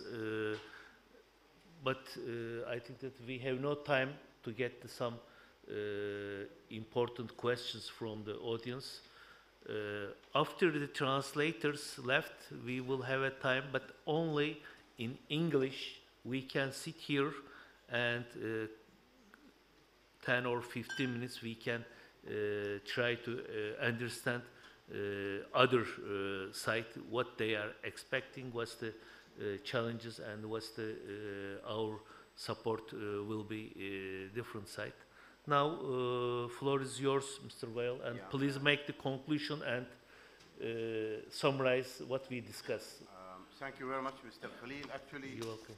You have left me nothing to say within the 5 minutes because this is really, time schedule. But let me start by, 6 minutes, Stephen. Let me start by emphasizing the last point you mentioned, that really, with this great gathering, which I appreciate, we need to stay a little bit after 3 in case, because to me, question and answers are a must. And I can see in the eyes of many of you that they have a lot of questions and answers, which we could be able to address some of it or mitigate your risk or questions. So I really encourage you to stay after 3, and I will try to sum up in 5 minutes because of the time frame about what has been made. I would like to extend my thanks and appreciation for the panel, for the audience, ladies and gentlemen, and for the Federation of International Islamic Consultants, Federation of International Contractors, all of you, great attendance, great achievement. I'm sure the presentation are very rich, but let me emphasize on the presentation made by Division Manager Brother Isa Eddi about reflecting that there is huge demand of potential project. He indicated a figure of 3,000 tenders and billions of dollars waiting the intervention of both consultancy firm, contractors, suppliers from the member countries, and all of those things approved by the board, like the one we are discussing now, 2 projects in the energy sector, they will all be put in the bulletin board subsequent to that. In case of consultancy services, there will be a request for expression of interest where it will be advertised in the newspaper, in the IDB website. There is also a general procurement notice and a specific procurement notice introducing about the project well ahead of time so that the contractor, supplier, and consultancy firm can plan well ahead, knowing that this is the potential project where they can bid, and it is open for competition all across. We encourage joint venture between IDB member countries for the transfer of know-how between non-member countries and member countries. So there's a huge potential for all of you to participate. I encourage, and under the help of FICIC and FUCIC, that we'll have more and more competition, more and more, and all of this in an attempt to achieve value for money, fit for purpose, and to make sure that we select the best contractor, best supplier, best consultancy firm at a reasonable price with an open competition. I cannot go beyond the threshold of 3 o'clock. I would like to extend my thanks and appreciation really to the translators sitting behind us for their great effort and great achievement.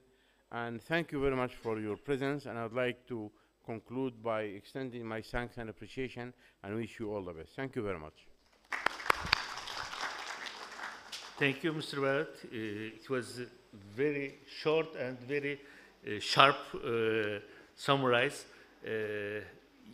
Also, I would like to thank technical staff and service providers and young colleagues, and of course the translators. They spent a lot of effort, but already we have a couple of minutes. We can get 1 or 2 quick questions, and if you want, I saw some of the hands rise. We will start from the left side. Please introduce yourself and ask the question. Please, could you help us about the microphone? Here, in English, please. Sure, inshallah. Ahmed from the IDB. I'd like to start by thanking our speakers for this very informative and dynamic discussion, but I feel there is always a room for improvement. And I feel one of the missing elements in this discussion is the relation between infrastructure and technology and industrialization. The international development community has had a great shift from emphasizing and focusing on pure infrastructure projects to infrastructure projects that related to industries and technologies. For example, the Sustainable Development Goals, the SDG 9, is set up to build a resilient infrastructure, promote SDG 9 is set up to build resilience infrastructure, promote inclusive and sustainable industrialization, and foster innovation. So there is no focus anymore in infrastructure pure, infrastructure, technology, and industrialization. And since we are talking about Africa, the last report came out from the United Nations Commission for African Development. Title is Urbanization and Industrialization. The next theme for the African Development Bank is industrialization in Africa, where they address the infrastructure challenges in this broad picture of industrialization and infrastructure. So I would like to know from our panelists and speakers to address this issue, this relation between infrastructure and industrialization. And my second question is directly to our great speaker, Malik Ali Dungula, who addressed this issue about Sudanese construction business. And I would like to ask him about how this kind of construction business could help the Sudanese maybe industries to improve, and how we can use this kind of infrastructure and construction to foster innovation and technology in Sudan. Okay, I will. First of all, we will collect the questions, and after that we will stay here and we will continue the discussion. It's for you, please. And when you are waiting the mic, you are right. Also, not only technology, innovation. Also, this is another issue for the engineers and mainly consultants. New techniques, new innovative approach. It will be necessary to discuss, but we have very limited time. If IDB provide us 1 or 2 days brainstorming or seminars time, we can discuss a lot of and different subjects, of course. Nuri Bey, please. Yes, thank you. I was very interested by the speech of Mr. Ide and by the elephants pictures. Thank you to telling that Tunisia is the mother of Africa, because the name of the country was the ancient name of Tunisia, the continent. And do you know that the first people who stand very good on elephants was also from this country, Carthaginians, who made war on elephants against Romans. And, and it was exportation of African technology, because formerly it was the tanks of this era, African technologies to Europe. And we can come again and export something to Europe. It is not too hard. First question is to Mr. Ide, about, not to the panelists, about the independence giving and the liberty given to the beneficiary countries in the procurement procedures. I think Islamic Development Bank and the new staff of procurement division or department of Islamic Development Bank should have an eye on this, because nowadays most of the projects, most of the short lists are built up and are set up by the beneficiaries, but we don't know how they put up or set up these short lists. And I will be more confident if Islamic Development Bank division of procurement have an eye on this. First question. Second question is for the lady, Mrs. Saryuglu, about the insurance. Do you know that one incident which can happen for the consultants is when the country stops to pay back his old loans, and then suddenly the Islamic Development Bank stops disbursements. And you may have done a lot in your services for this country, and suddenly you are informed that, unfortunately, your invoice will stay there for many months until the country come back and come back to payments of his old loans. And I don't know if ISIEC can make insurance for these events, for these incidents. And second question, how many costs your services? Thanks a lot. Thank you very much. Now, hold on, please. Go ahead, please. Mic here. Now, I am collecting questions, and also, if everybody be here, we will answer all of them. Go ahead, please. Vice President, FCIC. My question is regarding PPP projects and private sector windows that are available now and actually committed from IDB total project commitment. We have been listening quite a lot in recent years about the commitment of IDB and other funding agencies to promote private sector, to promote PPP. But we actually, on the ground as consultants, we see very little being actually done. There are so little money committed to PPP and private sector, for example, in Africa. In many countries, we don't see even any one project. So we would like to know how this commitment we've been talking about is reflected in actual projects and money allocated for this window. Thank you. Thank you. And yeah, please, your right side. Well, thank you, Mr. Chairman, and thanks to all the panelists. I just would like to refer to what Isa said, that Africa is big, but corruption is also big in Africa. And I think it is one of the major depriver of development in Africa. So, and I think the good procurement methodologies that have been mentioned by Brother Isa in IDB should be transferred to the countries. My question is very simple. What IDB can do, what AFDB can do in order to face and to combat corruption at the country level.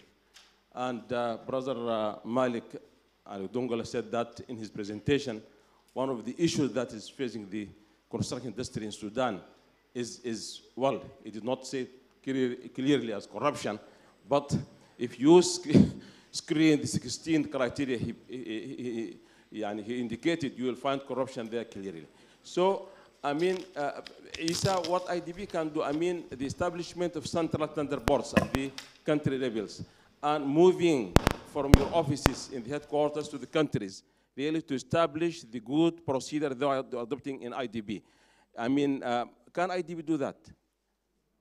Can you do that, move to the countries and try to face the corruption? I'm sure that you will not really, face it 100%, but at least if you can bring it to 90%, that would be good as well. Thank you very much. Yeah, please, Mike over there. My name is Mazid Ndiaye from Senegal. I have a problem because all what I have heard, except from our friend from Morocco, is a speech saying how you can make business helping Africa. That is not how to help African to help themselves. That means we are always seen as object. Let's go all to help Africa. But Africa doesn't exist without the Africans. And you cannot take Africa on your burden forever.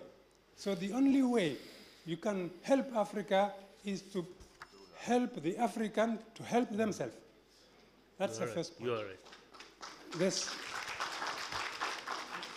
Another point is, if you look at this contract between our governments and the International Development Bank, I can say, the International Development Bank makes sure or secure the government that all the money we are going to lend to you will be managed by you. That secure them. But that doesn't secure those who are going to do the job, because the government take the money but don't pay the bill. And then you are there. You wait for many months. The ADB tell you, we can't do anything. Your partner, your client is the government. The government don't pay you.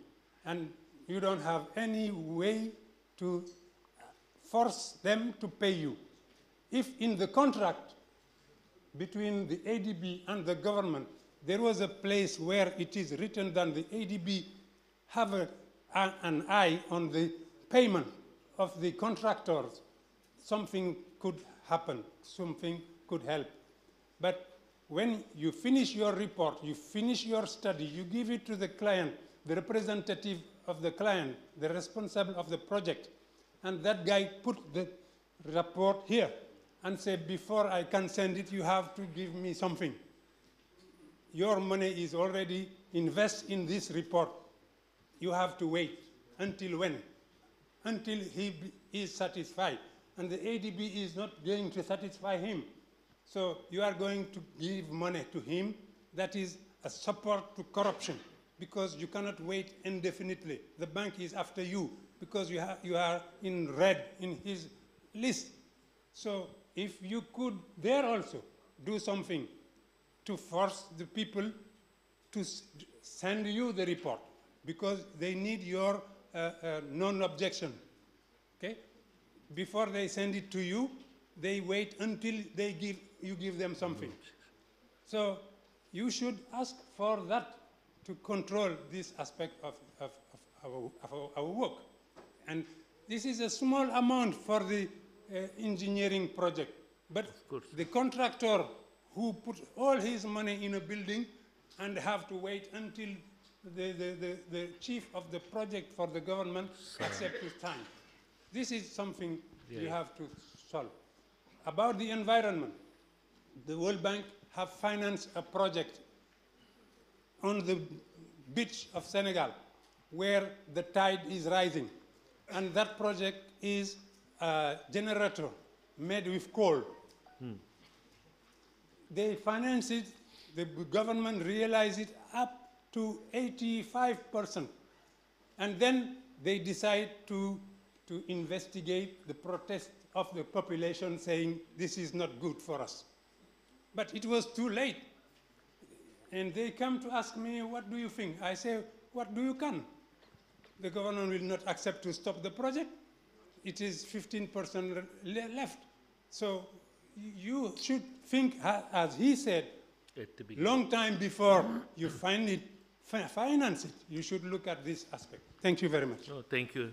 Your three subjects was very important for our side, and also it was my notes more or less same. Okay, I think that over there, so hold on. Yeah, this gentleman, and after you. Thank you. My name is Shams. I'm from the Asian Infrastructure Investment Bank.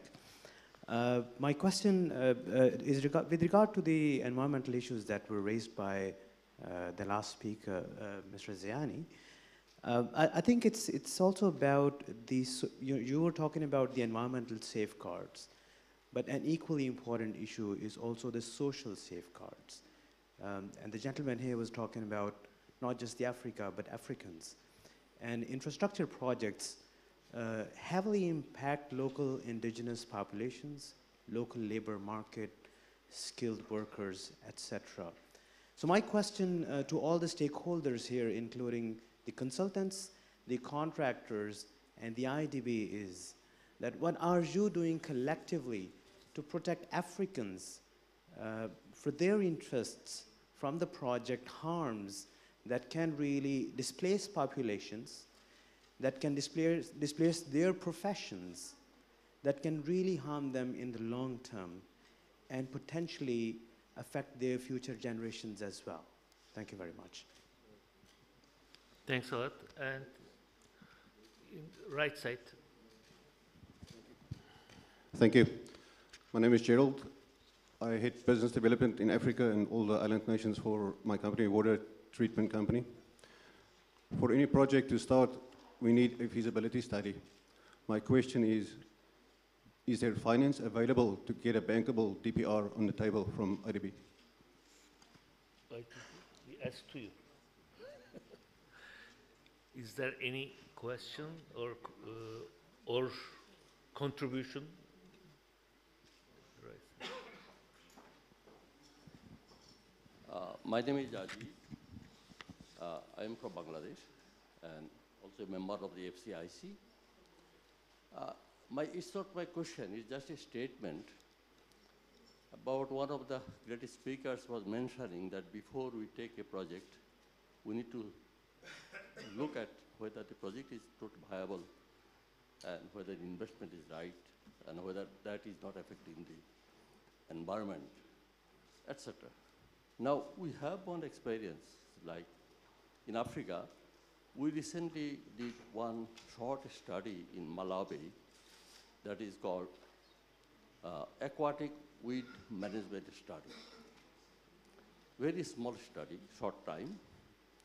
And in our proposal, we said that this study really will not take anybody anywhere. It's useless study because the same problem is faced by almost many countries, including Uganda, Kenya, then Ethiopia, not Ethiopia, Tanzania. They're having problem, their lakes are being filled up by aquatic weeds, and some of them are causing great problem for the aquatic leisure and also polluting the water, and the water they use for drinking, which is highly poisonous. And lots of studies have been done by various donors. Then even then, the Malawi government took up that short study under funding from the World Bank, and time was short, and our finding was not conclusive because it was a conclusion drawn from based on the findings of other studies, and those studies, in those studies, the finding and recommendations have never been followed. So question is, you go on doing the studies, and if you wish to take up any project, you should consider the project as a whole, and you should be prepared, donors should be prepared that they should be able to take up initiative to implement those recommendations. Otherwise, the poorer country getting loan, doing the study, getting nice bounded reports, and putting it in the library, and one after another, they will continue doing these sort of studies and totally useless. So that aquatic weed management is a really serious problem for some of the African countries, which is dependent on the lake waters. As I've seen in Malawi, they are using the lake water to operate 4 hydroelectric power generating projects downstream, and near the mouth of the river is totally blocked by the aquatic weeds, which is thick than 2 meters in thick layers of weeds. And the water, we tested the water, is highly polluted, containing lots of minerals, which is not at all suitable even to use the ashes by burning the weeds, because we tried. Even if you take out, you need to clear up the weeds, then even if you can try to make it a paper or pulp or as a fertilizer by getting it rotten, or you can burn it and burn to ashes. Even we found that even if you burn it, still the content of the poisonous mineral is very, very high. So this is a real problem. Climate change, water is. So I say that if you truly want to do some development in Africa, it should be consolidated effort by the donors, and they should have adequate fund that they really can take up some project and implement it, not just producing a report as we have done. We know it is just going to be useless report and just decorating the bookshelf. So that's what I'm saying. Thank you very much. Thank you very much. Now, if you want, we will start from here, and also some of the keynote speakers over there, they will, if you want, we will start with you, FOCIC's representative. He will give us very good speech related engineering.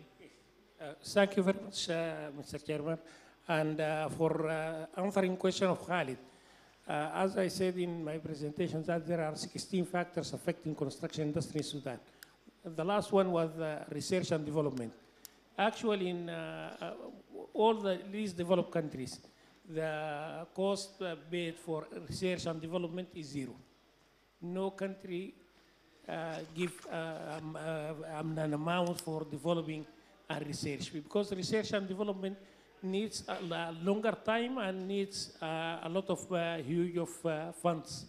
And today I have read that we have an invitation from the IDB that on Tuesday they are going to have a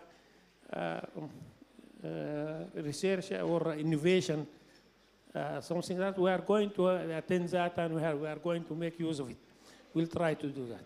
As for the other question for Dr. Osman Al-Fil about corruption, one of the main factors where we don't say corruption, but we will say transparency or competitive environment.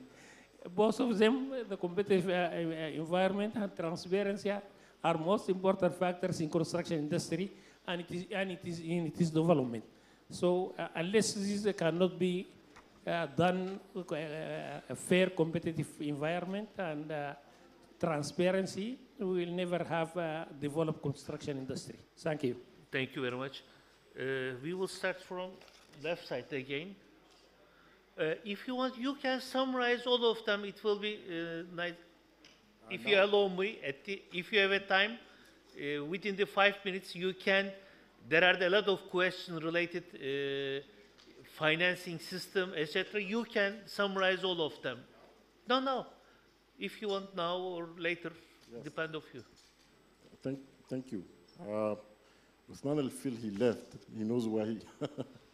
because this is a very difficult question. You know, corruption is not something that can be fought by one individual or one institution. It is the business of everyone. In 2009, Transparency International has assessed that $1.3 billion is being lost through corruption. And to give you an idea, the MDGs at that time was about $60 billion.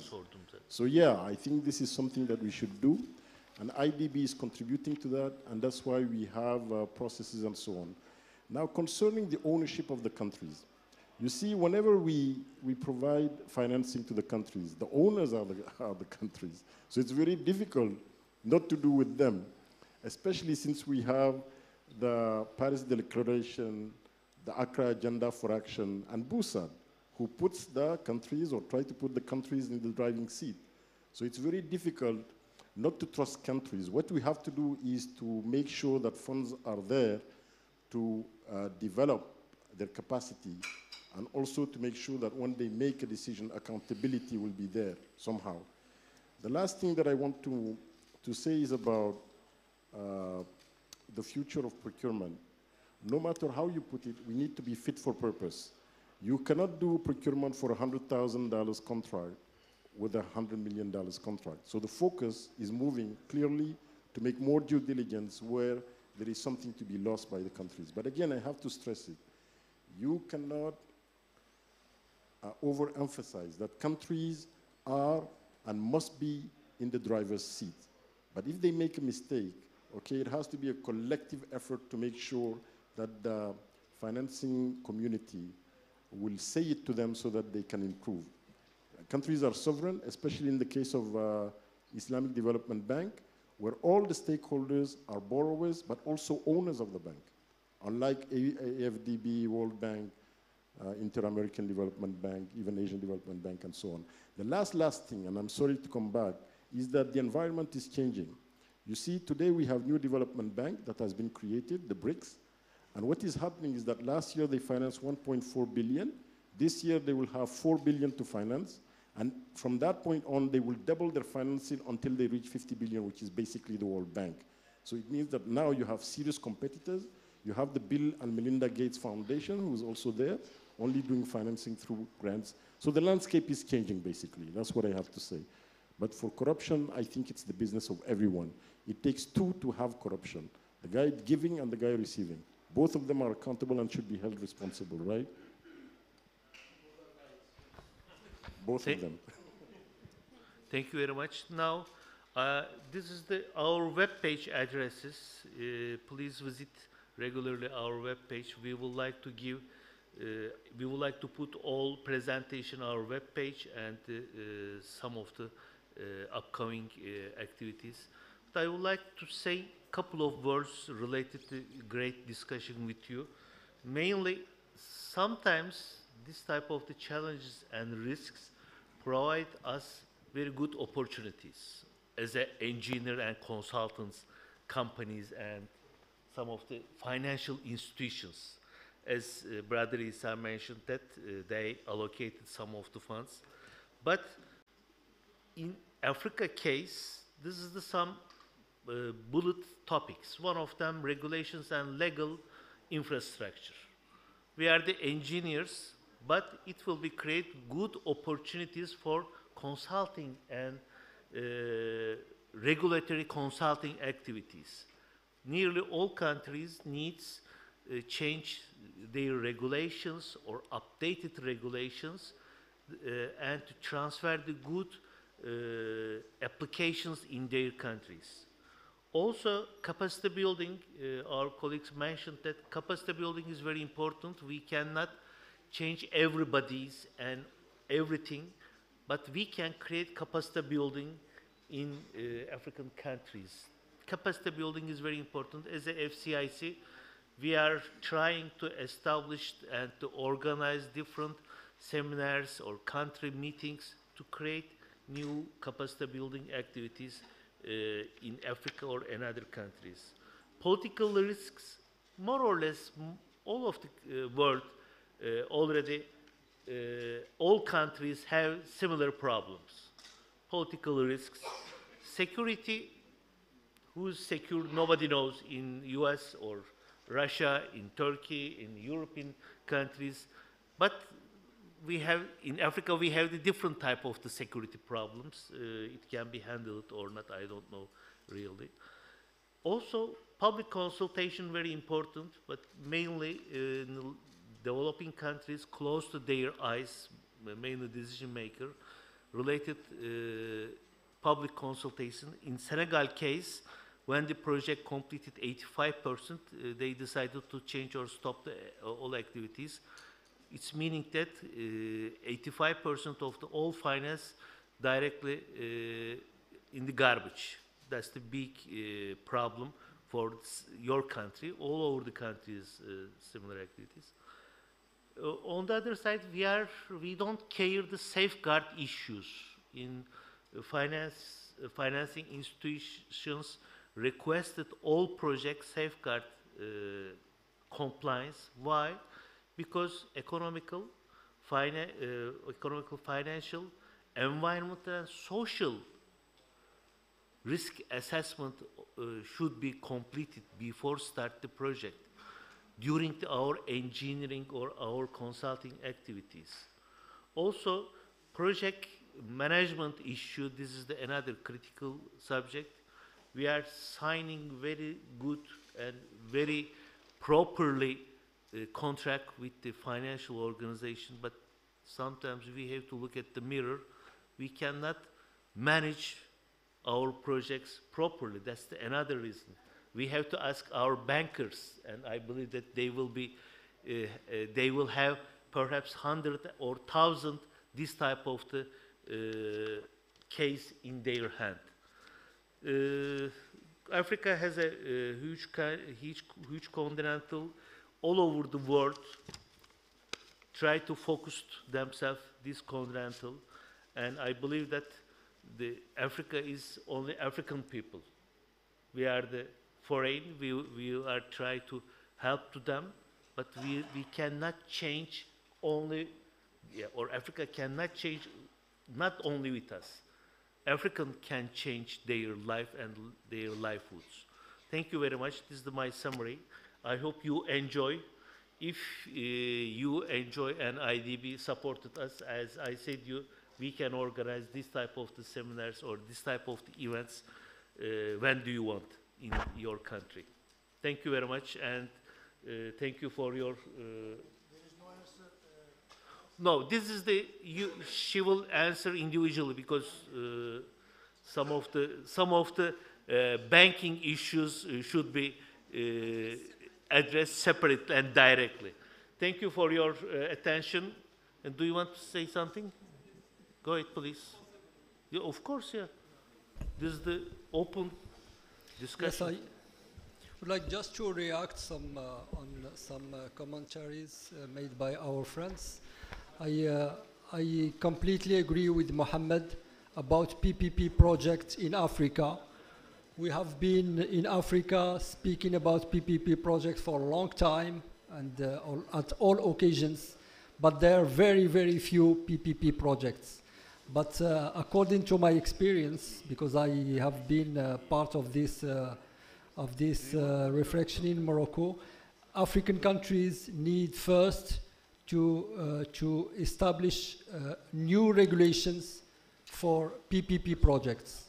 PPP projects are not classical public procurements. It's mainly a matter of sharing risks and financial problems. It's not a question of constructing only. And the second problem related to PPP projects is capabilities. We need to enhance capabilities of people at the government to show them how to manage these PPP projects. I would like to react also about what our friend from Senegal said. I completely agree with you, and I go beyond of that. I say, as we are speaking about projects, infrastructure projects, about public procurement, I always say that these projects, their main aim is to construct something, but we have to take these opportunities to make people learn how to design, how to construct, how to manage this infrastructure. And I'm very proud to tell you that in my company, which operates in 20 African countries, I don't sign any contract unless it is a joint venture, I mean contracts in other countries, in other African countries. I don't sign any contracts if I'm not sure that it's a joint venture between our company and a local company, because I believe in the fact that local people can do better than all other people, foreign people, some aspects of the projects. I would like also to react on your concern concerning the payments of consultants and contractors. I would like to ask IDB if it is possible when they make meetings with the clients, with the borrowers, to ask them about payments of consultants and contractors, and if possible to meet with us. We are ready to go to this meeting between IDB and the borrowers, and to give an outline of the progress of the project. And this will be the occasion to share our problems, and among these problems, payment problems. And at last, I would like to react about corruption or transparency, to say that this is a real problem, especially in Africa, as you know.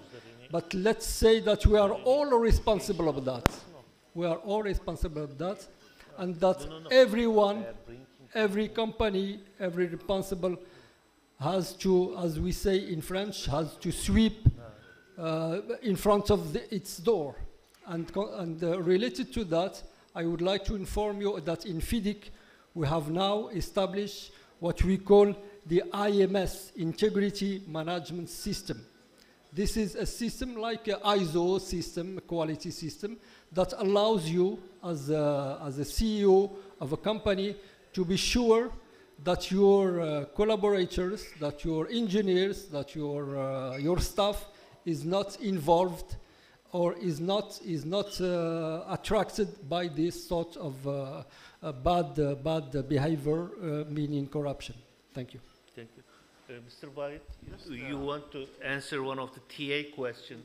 You raised the question that normally the bank look at the investment project which has a proper techno-economic visibility study, which has a developmental objectives. But in the absence of a visibility study, the bank extend technical assistance grant can go up to $200,000 to prepare, to help the country in preparing the visibility study for a potential project.